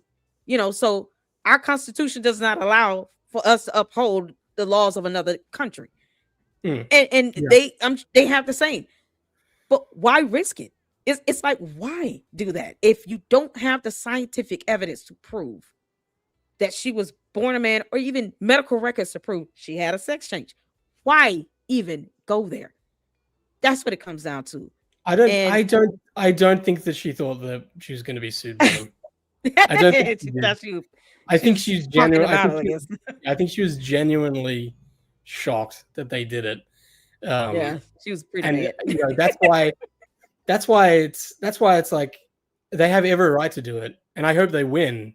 I Yeah, think me too. they're in the right, but I don't know if it's smart necessarily from a PR. I don't think it's smart from that idea of if you're attempting to Mhm, disprove her claims by suing her, there is a risk that you could lose, mhm. which would be terrible. It would be worst case scenario. Yeah, yeah. But yeah, I mean that is the difference. That is the funny thing of seeing Candace Owens sued for defamation by Macron's while I've been sued by the Tates for defamation. I know. I mean, the example for me, irony of it. examples that they used for me was me directly quoting the Romanian indictment. So I directly quoted the Romanian prosecutor, and the Tates would then in the lawsuit they removed the fact that I cited the Romanian prosecutor and made it look like I'm making this statement. What? That's the kind of Christ. that's the kind of tricks that they did. So every claim that I made, everything I fully stand by, and I can back it up with receipts, as everything that I posted was backed by. In that post, I'm directly in quotation marks. I'm quoting the Romanian prosecutor and citing them, and in the video, I show the indictment with that quotation, and they just delete all that and just say Nathan Livingston said this about the Tates. Did the attorneys get sanctioned? That's just, you're talking about these attorneys trying to almost mislead the court, and boy, nothing makes a judge more mad than you trying to lie like hell. You're going to court. You're telling this judge, yeah, no, he just made this up, and it's literally in an indictment. Now you're just intentionally trying to mislead the court. Were they sanctioned? Were they even reprimanded for that? Well, we didn't. Luckily, we didn't even get to the trial. Oh, thank goodness. Where we even got to that step. I would think that would have been in your motion to dismiss, or you just like, it fell apart like within the first hurdles of have you served them correctly? Y'all didn't even get past that. Okay, good. we didn't even get to it. Let's actually look at the claims, the arguments. Right. Yeah. So that's where, compared to Candace Owens, where she's saying, I believe that possibly what is it, that Brigitte Macron's sister died, and that Jean-Michel took her like crazy, name and identity. Ugh. Yeah, you got nothing. You got nothing at all. The judge is gonna be pretty annoyed having to read that and then ask her about it, and then she's gonna stand there and just look mute because, how dare she go back and repeat this stuff in court under oath? This is the thing, Candace. You're gonna go to court, and then I don't think that the motion to dismiss, because it's based on a lack of jurisdiction, right? And they're saying, oh well, the defamation didn't occur in Delaware; it occurred in Tennessee. You're admitting to the defamation, though. So you've already dismantled your defense, because she said that the defamation didn't occur in Delaware; it happened in Tennessee. Why are you saying that? Why are you saying even the possibility that you're confirming this complaint? Why even say it? It's so weird. And then it says, well, I have LLCs registered in Delaware. That's why they're in Delaware. The law permits them to be able to file that lawsuit in Delaware, because now you have a viable LLC registered where you're making money off of this defamation. The Candace Owens LLC and Georgetown Inc. She said herself she has LLCs registered in Delaware. The end. This came out of her mouth, and she would have to prove she does it. The USA lawsuit was Delaware as well. Was it Delaware? And that was because also the USA Today, Gannett, what was it? Gannett's, I can't think of the other one. The LLC registration for that is in Delaware. So them being the defendant, she was able to pursue that lawsuit in Delaware because the defendant had the LLC registered in Delaware. But she, of course, admitted that in the complaint that her Candace Owens LLC was registered in Delaware. And I even looked up the registration information when they tried to get it switched over to Tennessee.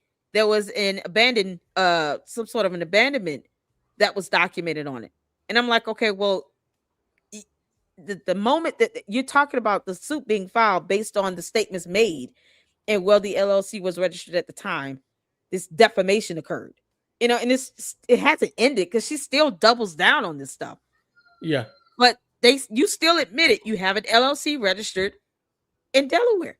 Your Candace Owens LLC is registered there. Your channel is underneath that. Your social media, that's where all your money is being made. All this merch, all these things that you're doing, you're profiting off of this.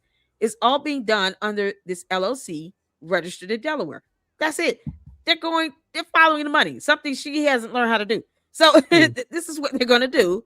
This is where it's going to go. And let's just say the motion is granted and then they file it in Tennessee. Okay. Then they go to Tennessee with it. Where you already said in a video, where they alleged that the defamation occurred, it's in Tennessee. Okay, cool. So they have that in video.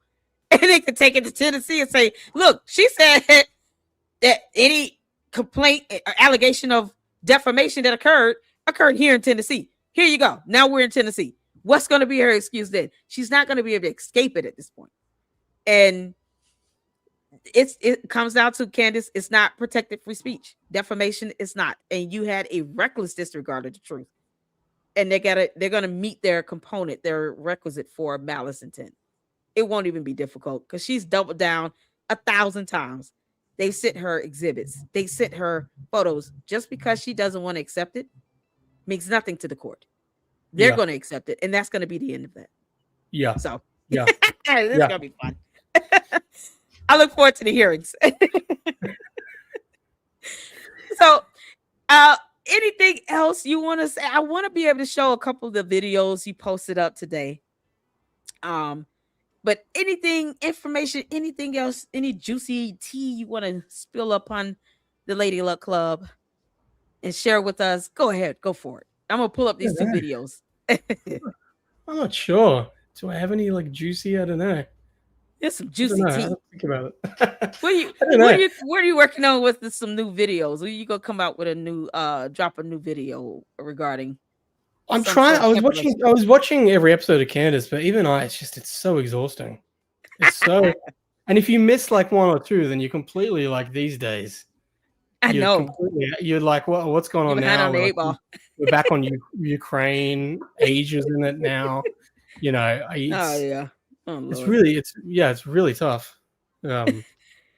What is? I mean, I haven't even seen this. This is the thing, because I understand how you feel. I didn't even get the episode in today, and like I said, I don't watch it alone at this point. I pulled the entire Lady Luck Club into that with me, but I have so many instances. Lux is just like, we feel you, Lady Luck. We got to watch it with you, because I can't mentally, like, I'm like, girl, you so outlandish. I can't watch her stuff by myself. I have to watch it with someone, like a support system. You can't make this out.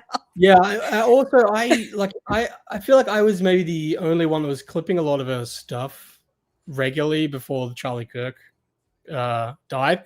Whereas like now so many people are watching it. A lot of people are clipping stuff.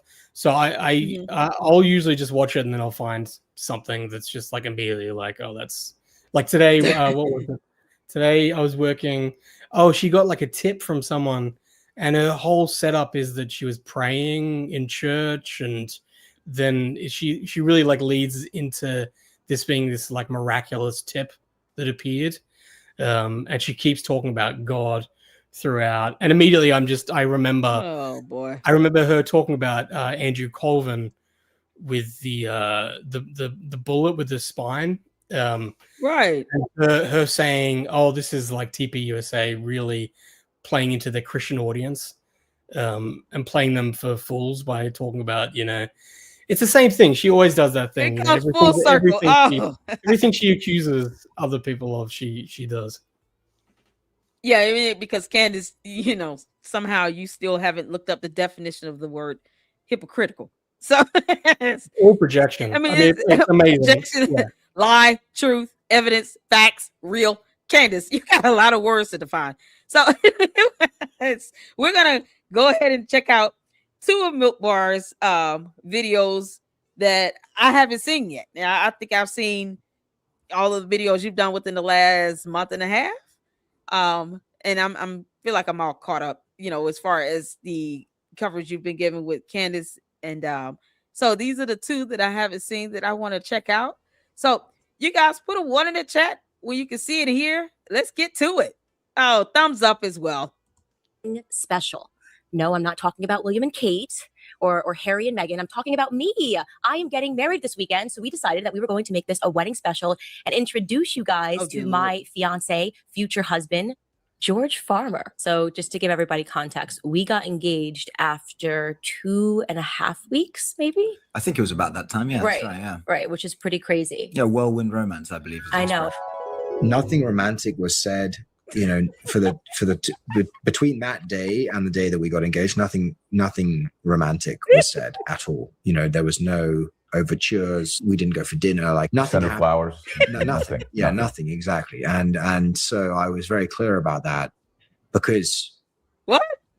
it was almost like getting to know oneself in some ways. It was kind of a very strange experience. Okay, what do you think he meant by he was very clear about it? Like he told her he didn't want any romance in this? Do you think It's he strange, told her right? that? One, isn't this is every woman's dream, right? This, zero romance, don't go on any dates or anything. Just talk about Candace, politics and then you propose on the phone. But yeah, I don't know either. I watched this part several times where he's like, I was very clear about that, no romance. And then he goes into, because she reminded me of myself. Oh my God. I don't know. I've got several theories on what he's talking about, but it is not clear. Yeah, sorry, Playboy. We've all I call him Boys Club rather. Sorry, Boys Club. No one understands what you're clear about. You know, it was like I saw myself in her, and in doing so, Oh Lord. and that sounds sort of, well, I fell in love with myself. No, I didn't fall in love with her. I fell in love with a woman who gave so much of myself back to me, you know, and I kind of I was very willing to let myself fade and give glory to her. You know, that's how I view our marriage in many ways. Like I'm very happy to take a secondary position to give glory. So what he's saying is that he has yet to tell her to make him a sandwich. Is that what I'm to conclude out of this? He has yet to say, yeah, go make me a sandwich. Like he refuses to tell her that. You can't make this up. Nothing had been said. Like there had been no romantic overtures at all at any of this point. It had all just been very kind of above board and talking about politics and engaging in kind of philosophical conversations. Oh dear Lord. And then at the end of December, we started. I called her a couple of times just to kind of chat, and again, you know, just had these long, like prolonged conversations, which were mainly about politics and trying to understand what she wanted to do in life.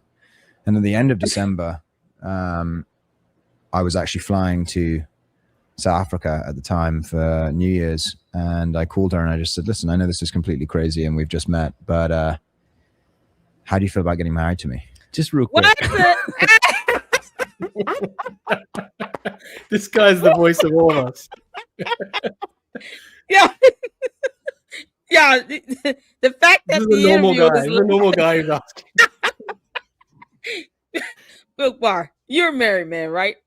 How long did it take for you to between date and propose to your wife? How long did that take? I'm just curious. I mean, it was what was it? It was too long, to be honest.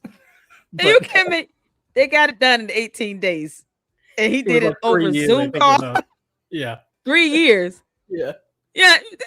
I mean, you usually go out on a date. You talk about more than just politics. He was like, he was trying to, you know, listen to her, trying to figure out what she wanted to do in life. So you figured that out in 18 days? Like, you can't make this up. Yeah. Like, listen, I'm not even trying to wish ill on their marriage. They have 4 kids. So I hope they do work it out, because George, you would have to pay a lot of child support, bro. But I mean, look, there's a lot of rumors. There's a lot of rumors. People say a lot of things about George. Yeah. There are people who've made direct accusations. One prominent man in particular has made very vocal accusations. Do you think he'll do an interview? Because I would love to interview that man. He was asking.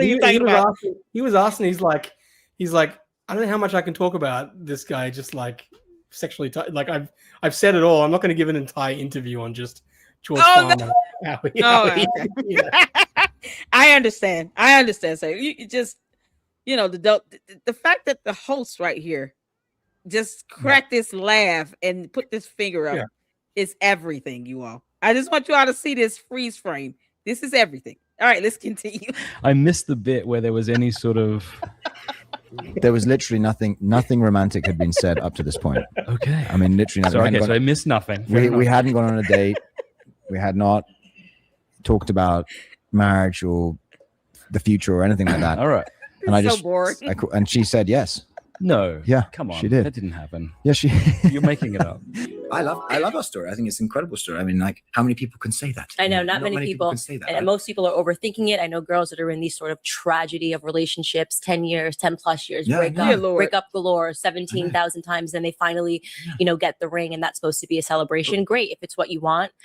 Mine just happened in a different way. And I knew What? it was big. I didn't. Yeah, Yeah, hers happened in 17 days.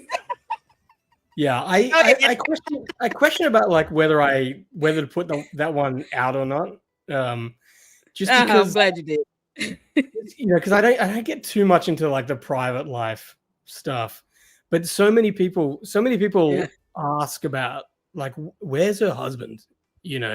Exactly. Why isn't he stepping in to stop this train wreck? You would think. But also the main one is like the title on there is that Mhm. you just think like if Candace Owens, if that story was one of her enemies, what she would be saying about that person and their marriage. Like Yep. she goes after someone because their husband was in the army and that makes them suspicious. Exactly. This so is A wedding. This is the title here. I mean, she literally would be saying the exact same things, like you said, that she said at the very end. Oh, well, that's what you want. 17 days. What a whirlwind romance. Like everything would be flipped except the timeline. And it would just be targeted to how dare you sit here and think you're going to have a viable marriage in 18 days? Oh, no. Like it would be just an attack mode, yeah. full on attack. Well, I mean, she Candace. says she over and over again insinuates that Emmanuel Macron is gay. Oh, my God. Yep. So But- that's where I'm kind of just like, all right, you got married after 2 weeks without a single date, and this guy, there have been people who've said that this guy has come onto him and their men, and, so it's like, I can't even imagine what you would be saying about yourself, let alone the fact that her father-in-law is in the House of Lords and that they come from That's right. crazy British, like, but yet, money. what is it like? Lila Rose, her husband was in the army, so that then means that that immediately makes her suspicious. This coming from the same woman that I knew it was- insinuated the entire United States military being involved in the death of a civilian that we witnessed on national television. Like this is the same person who mocks the military by blaming them or accusing them of being involved in some conspiracy or cover up or anything related to a murder. Like the fact that she would go after someone because their spouse is in the military is disgusting. Candace, are you going to ever address the allegation brought forth against, George? Are you going to ever do that? Because that's a serious allegation to me. What you think, Milbar? That's a serious allegation. One that Candace should be answering to, right? Some man is saying that your husband SA'd him. You might want to address that, Candace. And it's a very prominent person who's made it as well. Yeah. Did he work at Turning Point with him in UK? I'm not sure if he worked. Did they work together at Turning Point? I'm not sure if he worked at Turning Point, but he's worked in some big like conservative organizations, and I mean you can look it up. It's not that hard to find who we're talking about and find the allegation that he just doubled down on even recently as well. Yeah, he did. That's how I saw the post, and I was like, he's been making this allegation for years now. Yeah, it was Breitbart. Thank you so much. It was Breitbart. Yeah, it was Breitbart. Breitbart. Okay, so so you're talking about a serious allegation like that from one man against another man. Candace, can you or Boys Club give any response to this? Because this is something else, girl. You can't make this stuff. And and I meant to ask you this earlier. The one of the videos that I watched, I think it was the Paramount Tactical, said that she was forced to resign from Turning Point in 2019. do you think what was the reason why she was forced to resign? Oh, Candace Why did Owens she was? leave Turning Point? Yeah. Well, I don't know. That's a good question. I'm not sure. I don't know the answer to that. Huh. Does anybody know in the chat why she left Turning Point? Because I mean, she treats it like it's her company or something. Like, what happened with that? I'm curious to know that. All right, we got the second video here. Candace Owens continues to just lie, and here's where she's going back and forth saying that she never said Turning Point USA was involved in killing of Charlie Kirk. Roll the tape. So let's start with December 9th. Was big. I didn't have the players. I certainly didn't suspect Turning Point USA would be, as I believe, involved in a cover-up. And we can talk about what the motives are of that. They could be financial motives. That it doesn't necessarily mean they were involved in plotting to kill him. And I've never said that. The assassination of Charlie Kirk was something akin to a regicide, right? The Jesus. assassination of a king to install a new ruler who the king would have never approved of. It doesn't necessarily mean they were in. Pause. Here's the part where Candace, the new ruler, is Erica Kirk. Yeah, that's right. Milk Bar, what do you think that Charlie Kirk would have had a living will where he wanted his company to go to his wife? I mean, wouldn't that be naturally, just to assume that unless there's a reason why she just can't do it, wouldn't it be natural that the succession would go to his spouse? Well, I mean, she even that was in the TPUSA. The Blake guy that was one of the things that he said that she had lied about that being Charlie Kirk's plan. And Candace Owens responded saying, "I never said that. That's God, that's a lie." And then, but it's like she very clearly was, more than skeptical about him writing notebooks and, right. She Say, was very, you all believe it was a living will? Like, yeah, he yeah, could have had a living He was will. meant to be like a boy genius. He hasn't, he hasn't left this in a will. I mean, I think she just seemed very, very upset that she wasn't able to verify that this was Charlie Kirk's plans. She was very upset that it was in notebooks that she couldn't see and that she wasn't a part of. This whole thing is a massive FOMO. That's entirely what Candace Owens is. Yeah, she just has FOMO that she's just on the outside circle because she's gone nuts, yeah. And so she's just upset that she's been kicked to the curb. Yeah, but here's the thing, though. Candace, you could tell us why you left Turning Point in the first place, because unless, like it was said, you were forced to resign or, on the brink of being terminated, then wouldn't you still be there at Turning Point USA? Like, wouldn't she still be there if it was her choice? That's how I'm thinking about this. Because why would she leave only to sit here and be this obsessive about it? The moment something happens to Charlie Kirk, and now all of a sudden it's, I don't think Erica Kirk should have been put into the role right away. I think it should have been an interim and blah, blah, blah. And I was a Mason and I helped build it, even though she didn't. But why would you leave it then? Why leave the company? What was the reason?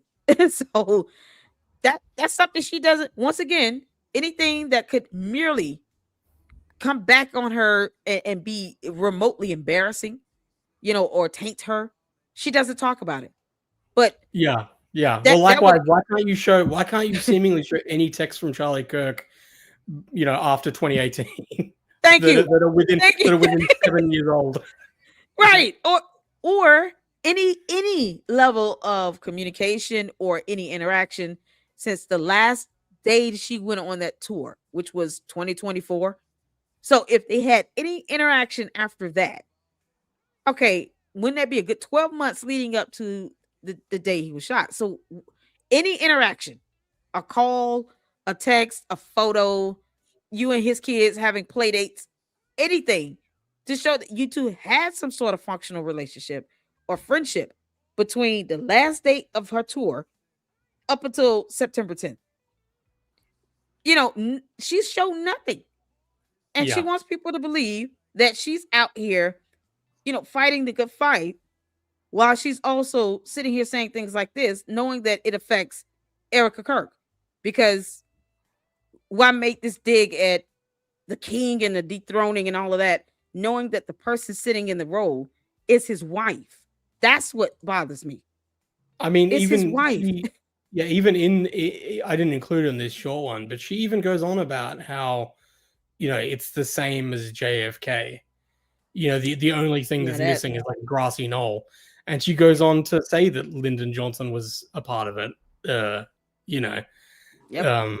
But yeah, you saying that just reminded me that, I mean, it's been so dark what she's done since the Yeah. assassination. But one of my favorite moments was when she was like, within 48 hours of Charlie Kirk's death, he informed TPUSA that he wanted me back in the fold. Yes, the reunion. And then the text came out, and it was clearly a threat from Charlie Kirk saying, like, if you keep doing this, I'm going to bring Candace back. This is the great reunion. Candace, why don't you tell us all about that? Break glass. I'll bring Candace out if you do this. If you keep We're gonna go bothering, nuclear. Yeah. Candace, he's gonna use you as a pit bull. He's gonna sick you or something. That's not a good thing. Yeah, okay, bulldog. I'm gonna go get the bulldog. Y'all keep on messing with me. Can't make this up. That later he was like, guys, of course I'm just joking. That's like You can't. He said, yeah, y'all keep playing.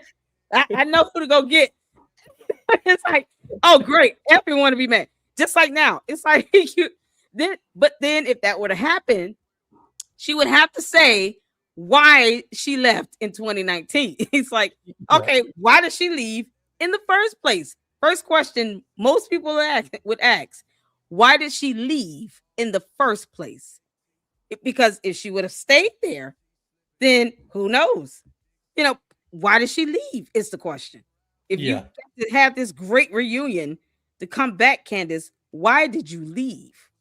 You're gonna have to speak on that. That goes hand in hand, girl. At least I would know. I would make sure she would not be able to say that without having to answer that question.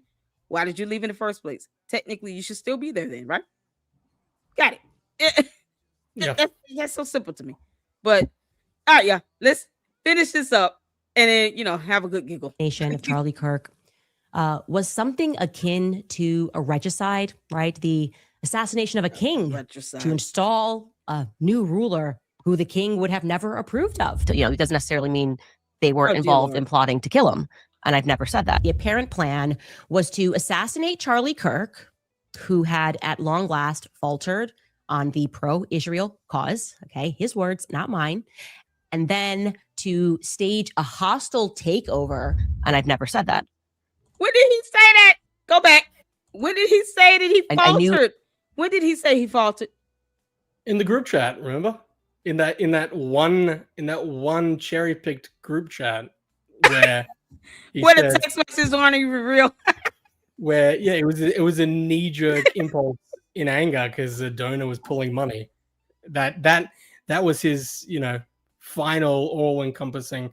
That's my favorite. That's one of my favorite things. You can't make this up. That group chat was very clearly him responding impulsively and emotionally from a donor pulling a lot of money, a Jewish donor.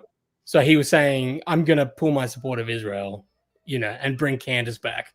And that's what everyone said. The people who were in that group chat responded saying, this was not how he felt. He's always been open about how he felt about Israel. He was clearly just emotional about what was going on with donors. And that's how he lashed out. I love Candace fans. And that whole side of things have then taken this of like this is what did he say? He said like this is why Jewish donors get the stereotype, something like that. He said that in the group chat, and they put that over him like he's Einstein with like a quote over like a photo of Charlie Kirk in like black and white. You can't make this like, up. like something that he said in a speech and not in something that was just it's like a group chat with people that would never was meant to get out and has been contextualized by everyone there to say this is not how he felt about Israel. Of course. Clearly. I mean, the fact that he took the time to send a letter where he's giving the Israeli prime minister tips on their PR strategy and how to, speak up for themselves more not rely on outside media to be their voice, but to have their own voice from the inside. Why would he even take time to even do all of that? That letter was 7 pages long. Why would he take the time to even type it up if he wasn't still pro-Israel? And yet, it's no different than I call them the candy ass cult members, where you say something they don't like or agree with, it's this full on attack. He had the right to criticize. So does everyone else. He didn't have to agree with everything that they did. Most people wouldn't. If they feel like some of the things they were doing was unnecessary, causing a loss of life, hurting and damaging to others. No one wants to see that anywhere on earth. But the fact that he said that and he felt like he was losing donors, of course he's going to say, listen, people going to be pulling out because I said something that they didn't like. This is ridiculous. But overall, it doesn't mean if I make a comment that, I had a bad piece of chicken, it doesn't mean I'm going to stop eating chicken. It just means that one piece of chicken was bad. It's like they don't understand it. Like, people have the right to their opinion. Yeah, these Jewish donors weren't happy that he had Tucker Carlson speaking at events, and I mean that's totally understandable. And you know what? It's they can pull their money if they don't like it. That's totally fair, and it's also understandable why Charlie Kirk would feel like he's such a proponent of Israel that it's unfair that he's putting in this position where he's not able to platform people who are speaking out against Israel. That's also totally reasonable. But the guy was absolutely pro-Israel. Doesn't mean that he didn't have criticisms. Exactly. Doesn't mean that him saying that he didn't think that AIPAC should be considered American lobby. The fact that he didn't like some of the speech laws that were being passed. I mean, it's just because you're criticizing things like that doesn't mean that you're anti-Israel. Right. He was always he was always pro-Israel. That had never changed. But Candace Owens, like we've said, the bar is so low for her producing any kind of evidence that when she finally does, and it's something like this, a cherry-picked receipts. Yeah, exactly. Go wild, and they pump it everywhere with with the network of people that they've got there to amplify her stuff. But yeah, no, I think any regular look, if I died and I had an emotional text message to my wife saying something, I would not want that to be my final statement on how I felt about whatever something was. I wouldn't even want it to get out in the first place. It only got out because Candace, she got this insider leak. Been put out. She claims she's got insiders in Turning Point USA, which I find baffling considering the fact that she's demanding that they release a message about him being, unalive the day before, he was shot. And it's like, well, don't you have insiders? Can't they just give you that information? It's like you're demanding that they present evidence to you, but you claim you've got insiders. I mean, wouldn't a good journalist rely on their so-called insiders to give them this information? Like, why are you expecting them to prove your point? And that's, it goes back to, this is why you're bad at this, Candace, because you're bad at this. You don't put out the statement first and then get the evidence. You do your research, you get your documentation in place, and then when you're releasing the statements, you show why you're saying what you're saying. It's that simple. But like you said, the bar is low. My chat has been flowing, and I just want to remind, shout out to my mods. Coming in my chat does not mean you get to disrespect my mods. That's not how that works here in the Lady Luck Club. And they think free speech somehow says, oh, I can just say whatever I want to say. No, I don't owe Candace fealty or loyalty. No one does. And people are going to say whatever they want to say, their opinion of her. No one cares if she likes it or not. Period. No one cares if she likes the opinions that people are having of her. She's not God. She did not die on the cross for my sins. She's not Jesus. She has no power here in the Lady Luck Club. If her whole MO is based on her doxing people and harassing people, and the candy ass is going out and making threats in people's chats and all of these things. There's no integrity or credibility to that. But no one owes her any fealty or loyalty. No one has to agree with everything she says or does. No one. She's a mere mortal, just like the rest of us. And Candace, just like the rest of us, you should be filing a formal complaint to the FBI. You want to sit here and say they should be taking whatever you got to say seriously. The FBI should not be giving you preferential treatment because you would not want them to do that to someone else. You sending a text message to someone high ranking you can't name, it's not filing a formal complaint. Go on the website and file a formal complaint, just like any other American that would say, I have someone targeting me. I need help. Can you all investigate? That's it.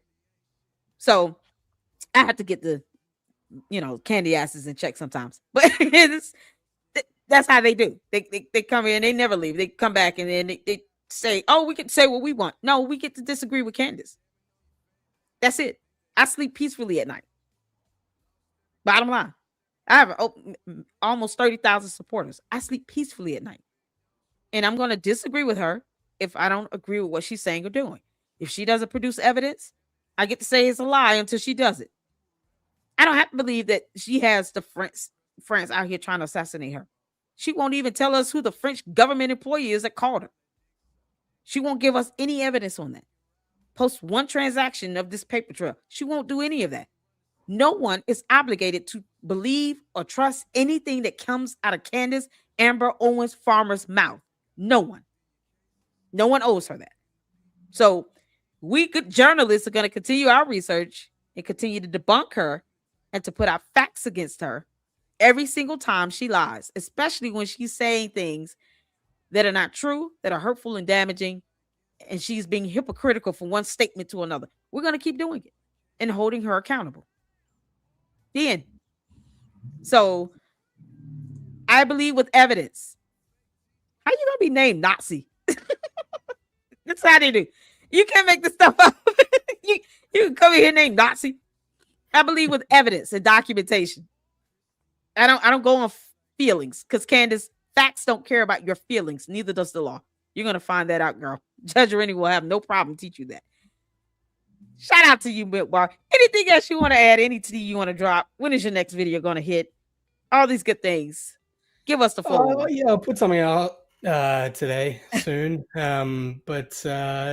No, I mean, I'm most active on Twitter, so you can find me there at the MilkBarTV. But otherwise, yeah, YouTube as well, MilkBarTV.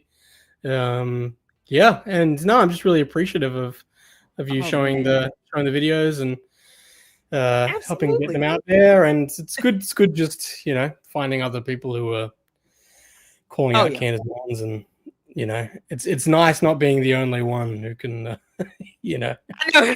It's just, I appreciate you, and I appreciate you coming on. I am a huge fan, believe it or not.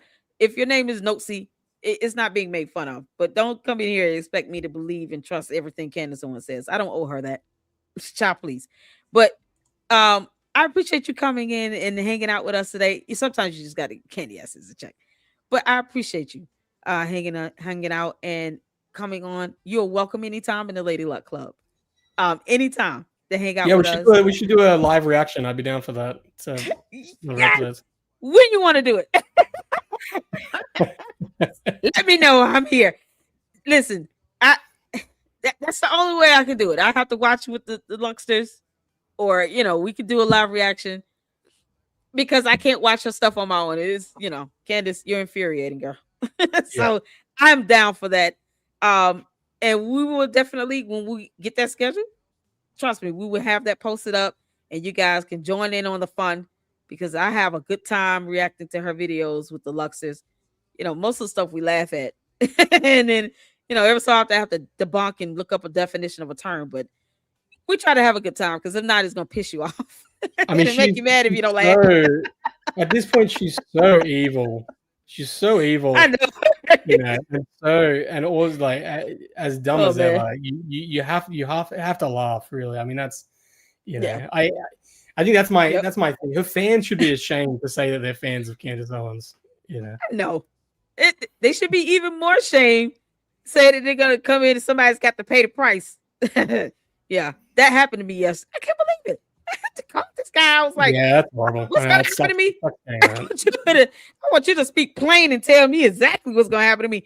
Child, Candace is only as scary and as threatening as people make her to be. I think that's, the best way to put it. Is as much as she tries to go after someone's, image and their character, and defame and attack, she doesn't care if you're the first lady of a president.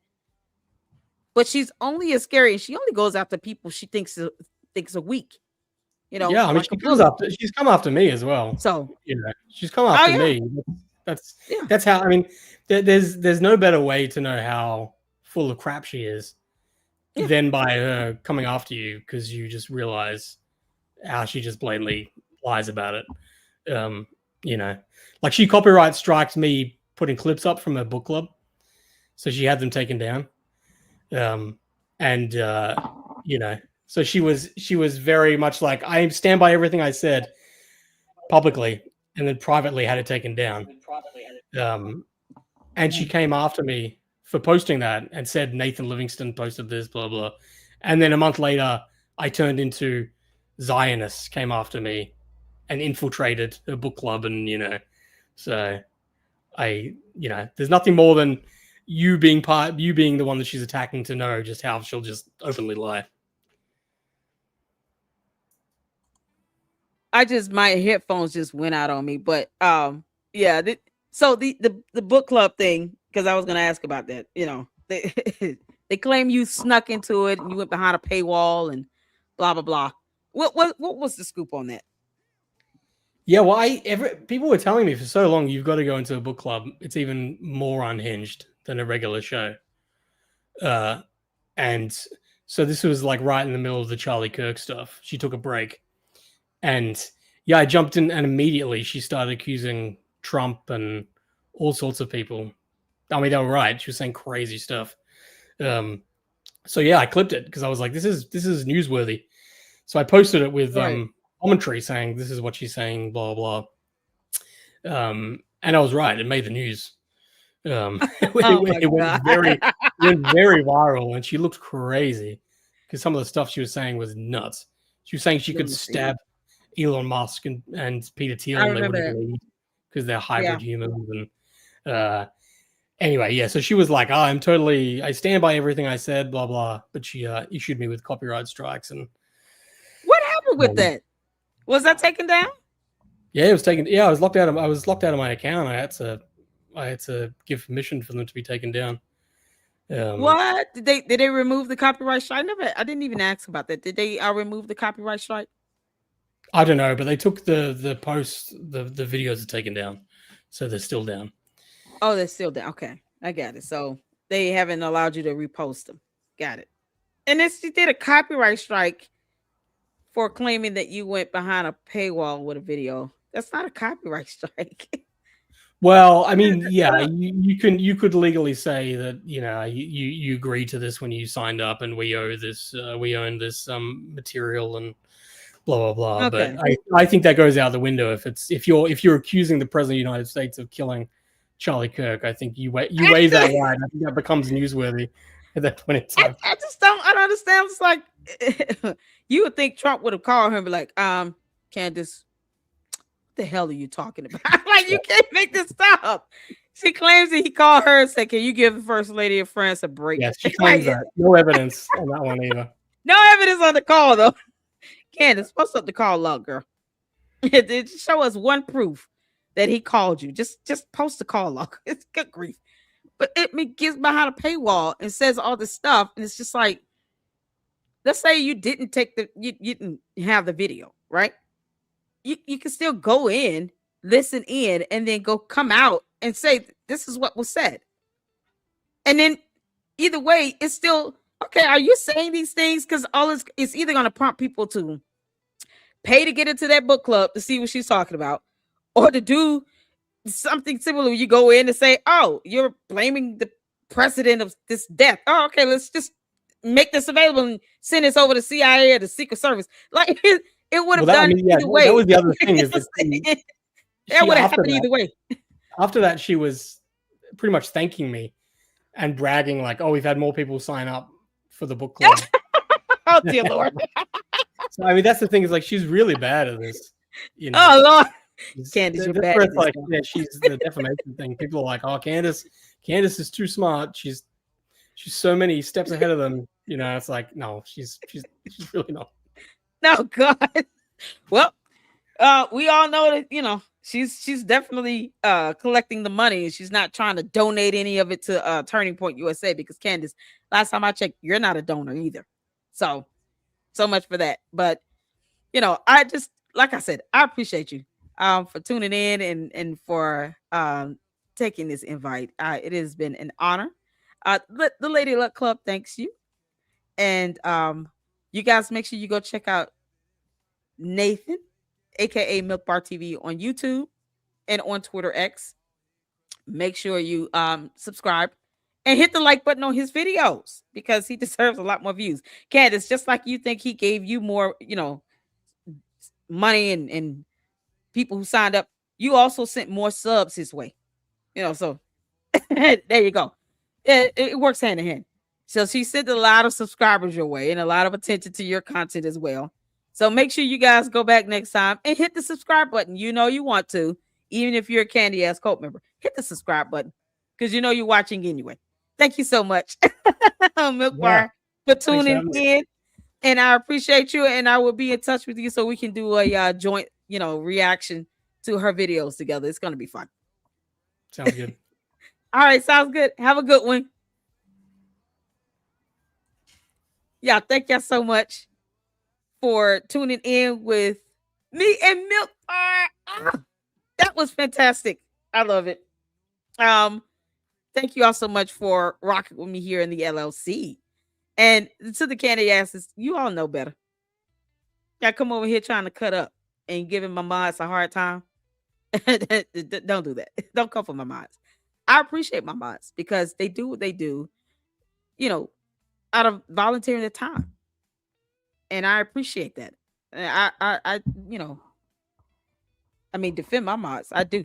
Because I know they're not going to go out and parrot some nonsense on my behalf. They're not going to do it. So I'm not going to let anybody just come and attack my mods like that. And if they say be respectful in the chat, be respectful in the chat. Have great conversation. Leave your comments. Ask questions without all the nonsense and the fluff and thinking that somehow the First Amendment is going to cover everything, because it doesn't. Your cult leader is going to find out the hard way sooner or later, Candace. You're going to find out, girl. Judge Rennie is not for play. As a matter of fact, let's look up the status of that case. See what's going on with it. Because, you know, Candace, why don't you just schedule a hearing? Now, we all have to sit here and wonder when is the first hearing.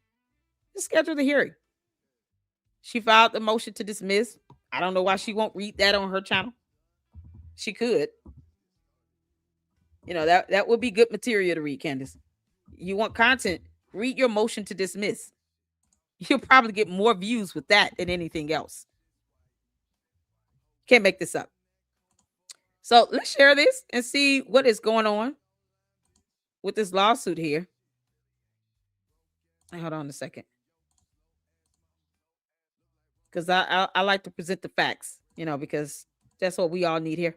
There you go. Oh, let's get it in.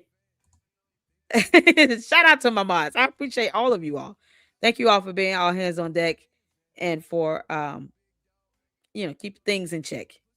I understand the Candy Asses can be tough and difficult, but we made it through. God, they know better. They know not to come up in here and cut up. No one's telling you all to stop being a cult member, but if you're gonna come up in here, at least put on your best behavior. You know better than that. Now I got seeing call people out. Why? See? All right, y'all. Look at this. Is the last activity here. Let me go to the top so people can see. This is the case. This is the case ID number, and is in Nancy 25 C as in Candace -07-194 McCrones v. Candace Owens. Candace, the judge is not playing with you. I don't know why your 3 attorneys won't remind you of that. And why you all just won't request a hearing on this motion to dismiss. So the last entry made was December 3rd. That was docketed on December 5th. This is an answering brief that was filed in response to the defendant's, Candace's, motion to dismiss with their motion to strike the first amended complaint. So with that motion, it should warrant a hearing, because you can have a request a hearing on that motion, which they need, because she's asking the court to dismiss the case, even though she says she doesn't want to dismiss, because subpoena power and blah, blah, blah. So here you have the opposing party. Whenever there's a motion filed, the opposing party gets to file a response or reply. So that's what the McCrone's attorney did. They filed an answering brief that was docketed, plaintiff's opposition to defendant's motion to dismiss with the certificate of service and as well as the notice. And then, of course, to be heard at the convenience of the court with a proposed order denying defendant's motion to dismiss. Because we're here for that. I don't even know how they think that this so-called, libel tourism claim is going to hold up when Candace herself is admitting that she have LLCs registered in Delaware. Good luck to that girl. You can't make this up. So, honestly, Candace is going to lose. You're going to lose. They're going to be able to meet their burden, which is a preponderance of the evidence, 51% convincing, plus having to meet that requisite of malice intent. They tried to tell you numerous of times that you're lying, to stop doing it. Here's some exhibits and evidence for you to correct the record. You failed to do that. And now they're bringing scientific evidence with them. What does she expect? Y'all, defamation. Defamation. It's not covered under the First Amendment. It's just not. It's just not. And when she files a lawsuit against someone, guess what? Candace has to meet the burden of malice intent as well, because she claims to be some level of a journalist of some sort. So you got to meet that burden too. And the last time she tried to sue USA Today, she couldn't do it. It's funny. It's like you claiming to be a member of the press trying to sue USA Today, which is a member of the press. And you learned nothing from that. And your 3 attorneys just going for gold. They're just throwing spaghetti at the wall. Yeah, let's see if this sticks.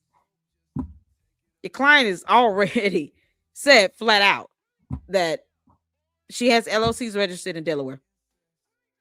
And said, their claim of defamation, if it was done in Tennessee. Can't make this up. Oh, dear Lord. Oh, boy. Beautiful says, y'all have the power to mute comments from anyone in this chat, but that's not what you're doing. You're deleting comments. They have the power to delete. Mamas have the power to delete comments. If it's just beyond,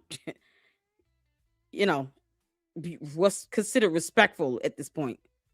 Especially when, after yesterday, one of these Candace cult members sat here and said, I'm going to pay the price one way or the other because Candace Owens won't get her people in check. I wouldn't want anyone in the LLC to go out and, in my defense, threaten someone or even say anything that would insinuate someone's going to pay the price for something. I would never, ever want any of you to ever do that. So after seeing a comment like that, if you're saying something that's raunchy and disrespectful, just like you think you have the right to say this, I have the right to not read it. Yeah, you see that? That freedom of speech works both ways. What makes you all think that people have to read disrespectful comments? No. We have the right to not read the crap. So my mods have the ability to delete them, especially after yesterday where someone is saying, I'm going to pay the price one way or the other because I don't agree with Candace Owens.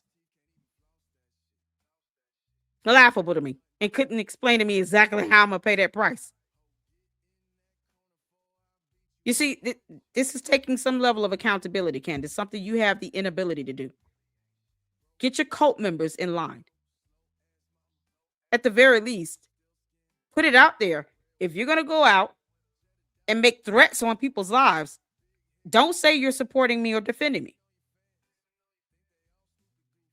At least put that out there. So if someone does that and they say that they're doing this in defense of you, you can quickly say, I said not to do this.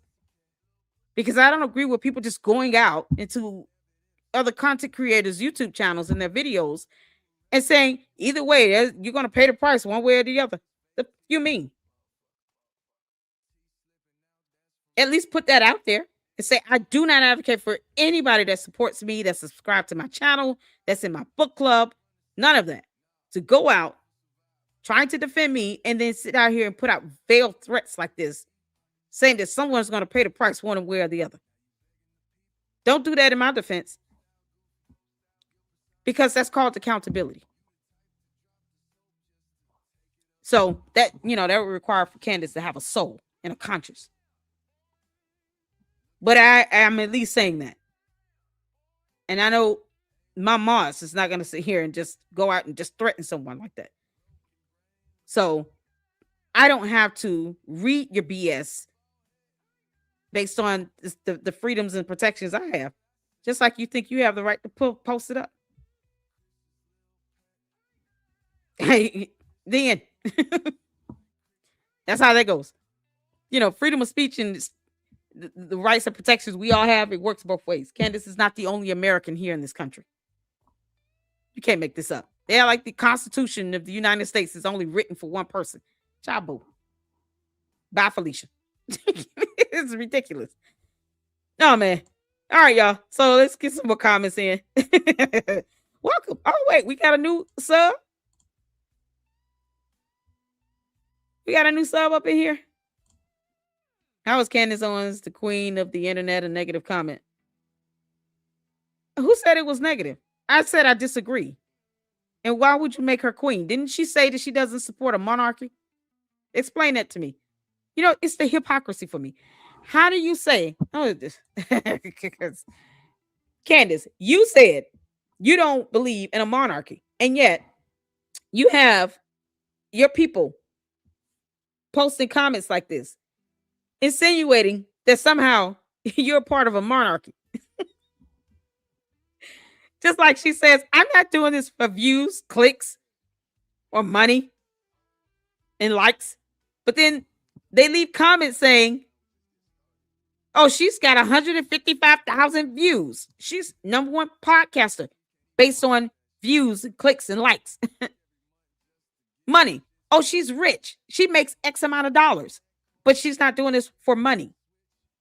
They come in and they negate whatever you say, Candace. I understand you don't understand the definition of the word hypocrisy, lie, truth, facts, evidence. A soul, a brain, conscience. Those terms might be hard for you to digest, but your cult members are coming in and they're debunking whatever you're saying. You should be proud of this. So you don't believe in a monarchy, but your people seem to believe that you're the queen of something. In the United States of America, we don't support a monarchy. We just don't. Why are they saying this? It's the stupidity of it all. You can't make this up. Why are they saying this? We have to, sometimes the banter of the candy ass cult members is funny to me. Aside from someone saying, I'm going to pay a price, and they couldn't specifically spell that out and speak plain on that. This is hilarious. Candace, they're saying you have a monarchy mindset. What are y'all discussing in that book club again? You can't make this up.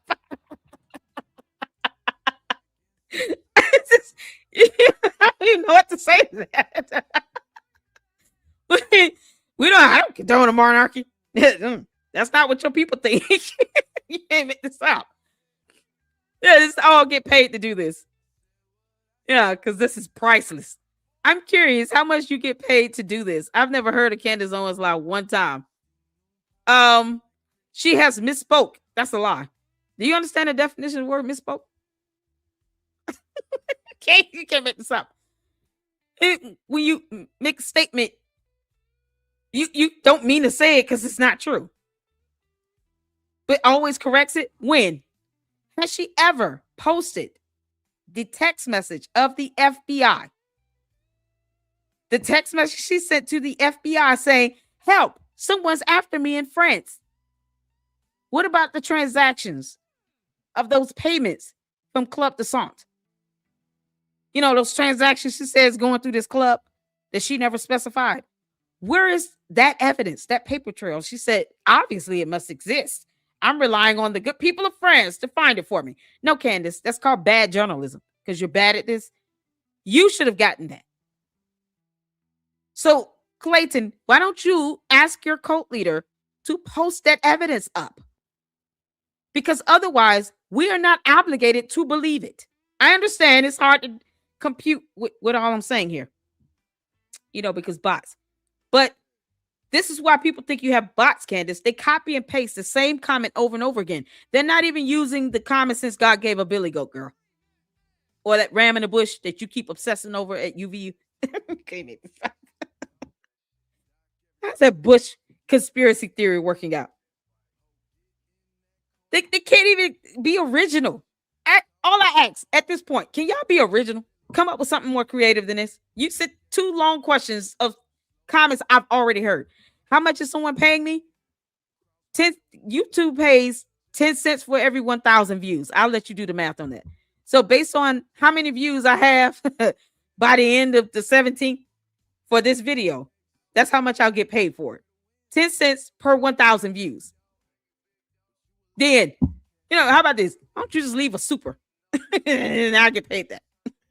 You can't make this stuff up. Oh, buy my t-shirts, but she ends up being. You can't make this stuff up.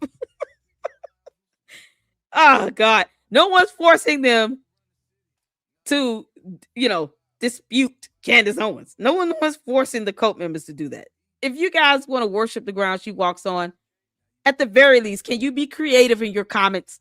Can you do that? You can't make this up. Right on Gal says Candace is the queen of her own little narcissistic world. Queen of Cantifa cult. That's not right. You see, I don't have to agree with the candy ass cult members, but I'm not pushing them out when they say something that's not disrespectful. I'm not saying you are right on Gal. I'm saying this other one up here. You know, Clayton. See, I'm not. Did I delete this comment? To the candy ass cult members, did I delete this comment? Because it's still here. This comment is still here. This comment is still here. To the candy asses, it's still here. I didn't delete it because I didn't see. We don't see this as disrespectful. We just see this as laughable. Candace, we're laughing at you, not with you. Your cult members don't help at all. They're not helping at all. It's the lack of originality that makes me cringe. All right. They're not even trying. LL is a journalist and aside from Candace. What do you think about Xavier Poussard and his research on Brigitte? Well, the problem is that, you know, his research is not, first of all, it's not research. He didn't present much facts. And then at the end of the day, it comes down to, you know, when you're talking about proving someone's gender, we're talking about human anatomy and science and biology. So the evidence you need has to be scientifically based. Just like, you know, anything else dealing with the human body. If they start with that, they probably wouldn't have, like, this Xavier Poussard wouldn't be able to say half the things he said if he would have started with scientific evidence. They didn't use any facial recognition analysis, no lab results or, you know, diagnostic results, an MRI, a CAT scan. You know, no reply. I said it the best the other day, where you don't even need blood work. You can just get, a pelvic x-ray, MRI of the pelvic area. Men and women have, our pelvic bones and stuff are structured differently, right? The women have to have it. God created us for us to be able to, give birth. So it's shaped differently from a man. That's anatomically based. That's proven with science. And all they will need to do is bring in some X-ray or MRI results from that. That's diagnostic test results. That's called scientific evidence. If he started with scientific evidence, half the stuff he said would not even be, it wouldn't exist because he wouldn't be able to debunk science. So I don't consider gossip stuff like that journalism. I just don't, because when I research, I'm looking up laws, definitions of terms, concepts, like, what is an endowment? I did a whole video debunking this, oh Lord, what's his name? Wolves in Finance and Candace. Because neither one of them took time to look up an endowment. He said in his video, oh, well, it's not illegal. Okay, why is a problem? Because that's exactly what an endowment is designed to do. He said it was unethical for them to take money and invest it in the stock market. But that's what an endowment is for. To make financial investments, to generate a return on investment, an ROI. So that revenue that you generate, this ROI, is what they then take and put back into Turning Point USA to help take care of expenses. That is how endowments work. There are various types of the endowments. Neither one of them put any facts into their videos. In her video or his video he did that she played, neither one of them took time to actually, let's look at what an endowment is and the various types of endowments that can exist. No, he went straight to, where's this $8 million? And they didn't file these tax documents on time. And never mind the IRS, extensions that can be granted. They didn't give any of that. No baseline information. And it's the same thing with Xavier Poussard. No baseline evidence and information that anyone can research. Because to me, it's the first step. If I'm going to sit here and debunk someone, when I did that video on the endowment, first thing I did was, what is an endowment? So that at least the basic information can be accurate. And when anyone researches endowments, you're going to get the same information I have. I even put resources in my description of my videos, the links to the websites, links to videos that I use. So you could go on these same websites, go on these same videos, and look up the same information that I looked up as a part of your research. That's how good journalism works. So when you're citing resources or your sources, it should be providing you with some baseline evidence and information that the general public can also read for themselves. Xavier Poussard didn't do that. He just went on a theory and some interview he did with a medium or a spiritualist or somebody. Like they're taking their so-called baseline foundation of whatever they're reporting on or talking about from sources that aren't credible. If Xavier Poussard would have done at least basic research on what evidence do you need to prove someone's born a man, or if they had a sex change, you would need medical records. What would you need baseline wise to establish whatever you're reporting on? That baseline information and research, they didn't do it. He took an interview with some spiritual medium mind reader. You can't make this up. So it's like, okay, that's where he got his baseline information from. An interview he did with a spiritual medium. Oh my God. So all of this is based on someone's like sitting in front of a crystal ball, basically. That's how I'm imagining it in my mind. But a spiritual medium, not a drop of evidence, not a drop of scientific evidence, not blood tests, not an MRI or CAT scan or an X-ray, nothing. You can't make this stuff up.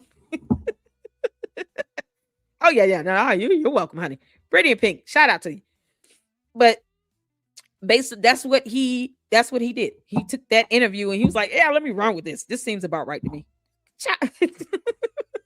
BB owes me $700,000 at least. Oh man, how many times I tell you all this? Every time the candy asses come in here and they say, "How much you're being paid?" Will you tell the Israeli Prime Minister to hurry up and send me that check? Why 7,000? Why is that the limit? Why I can't get $144,000? At least every dollar for every member of the tribe of Judah.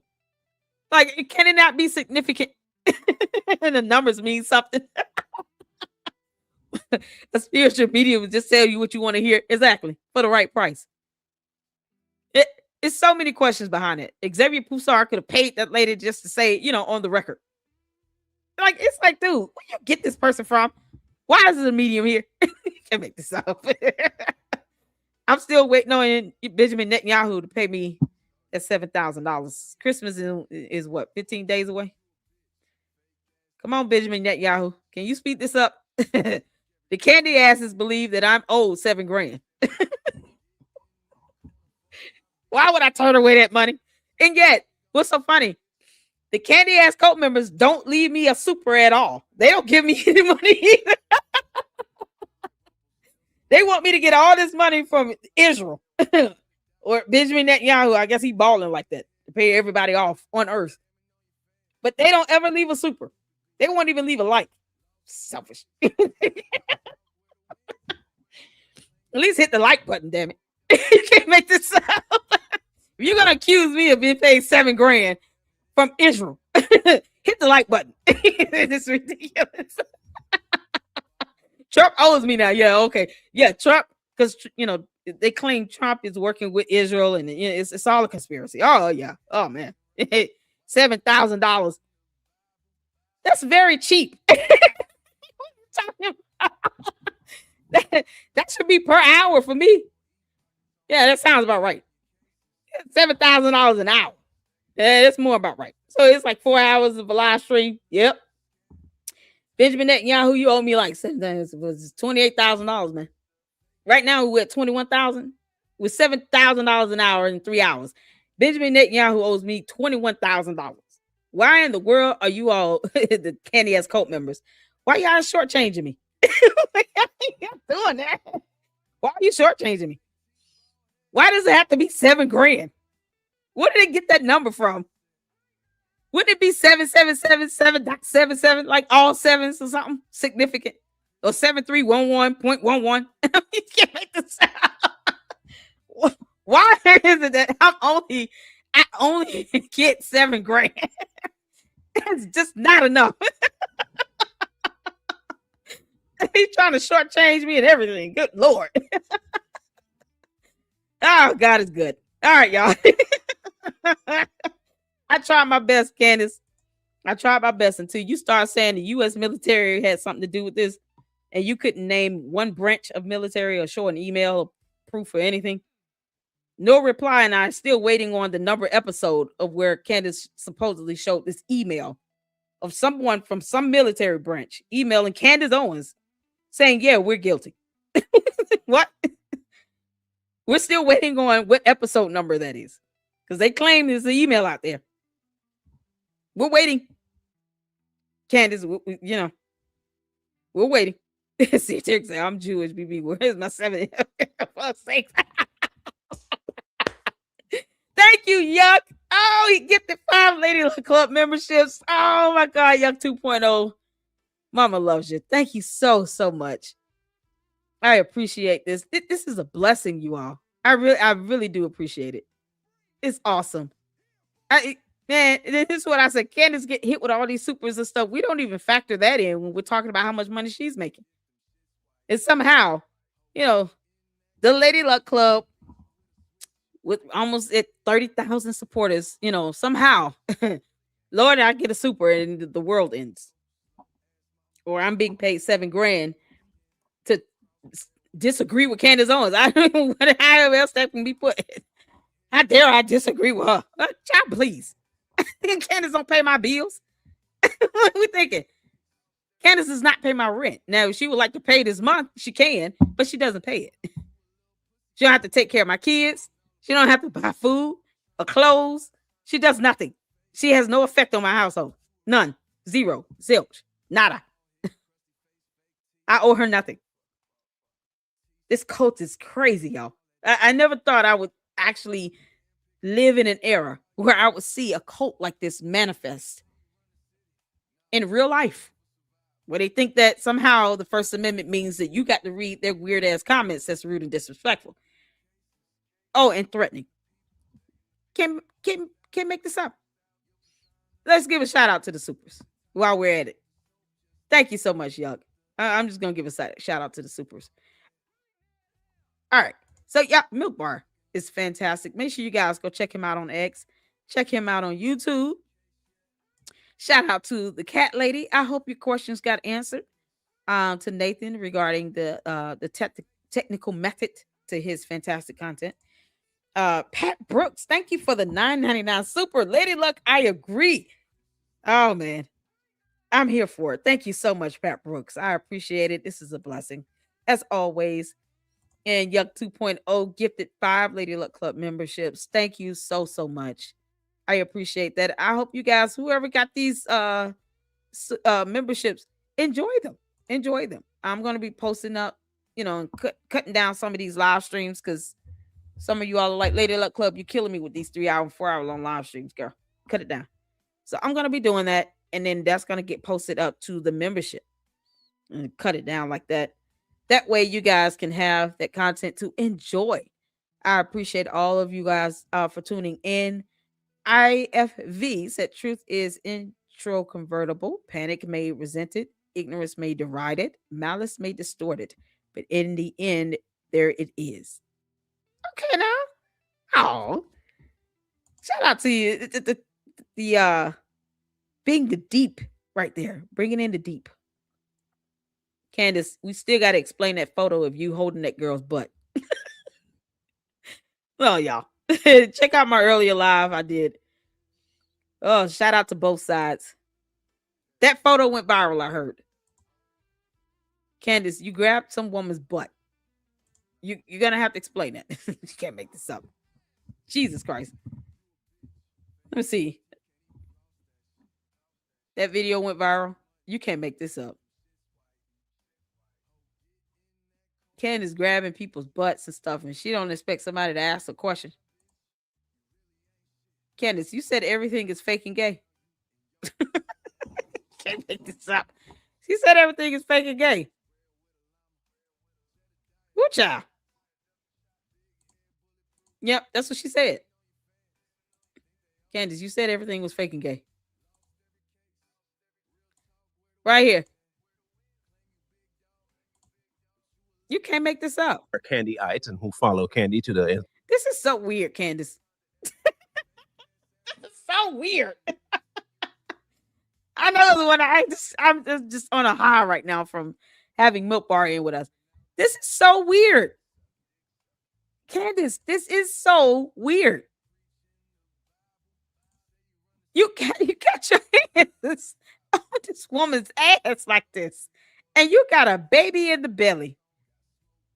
Now, anybody can pick that out in the lineup. I noticed she was pregnant first before the photo of her hand. Why is your hand down there? Girl, it would be funny if that girl farted.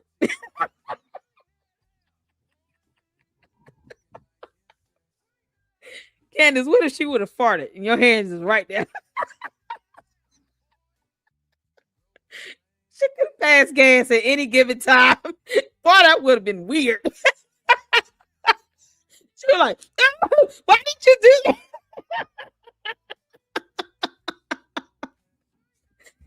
Candace, why's your hand right now?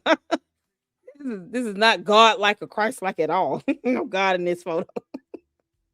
It's just girls going wild, except one is pregnant. You can't make this up.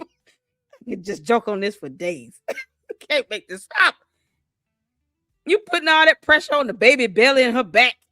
She want that's not sexy. I don't like that. The whole hand, y'all. If she would have, oh child, she would have passed gas. That would have been the end of it. This is crazy. Oh my dear Lord. Y'all. Candace, you actually took this photo talking about Christ is king. He is king. That's why you're not queen. You understand? To the candy asses. Hear me, as I declare. Christ is king, and he never made Candace Owens queen. Do you understand why it's weird for you to say she's a queen of anything? You can make this up. I say I'm the queen of this. But I don't sit here and put my hand on women's butts. I'm not doing that. That's gross. Oh, man. Candace could be the queen over there in her territory.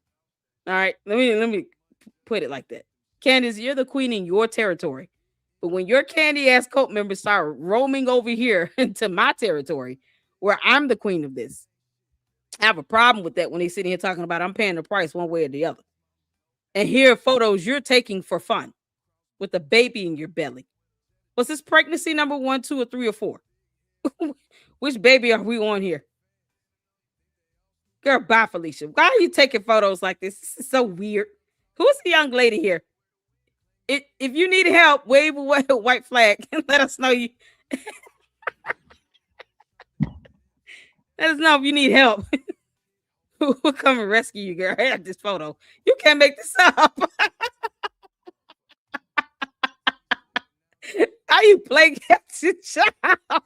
You can't make this up. Scientology was the only real cult I have seen. Oh my God. Y'all, we've done a couple videos about Scientology.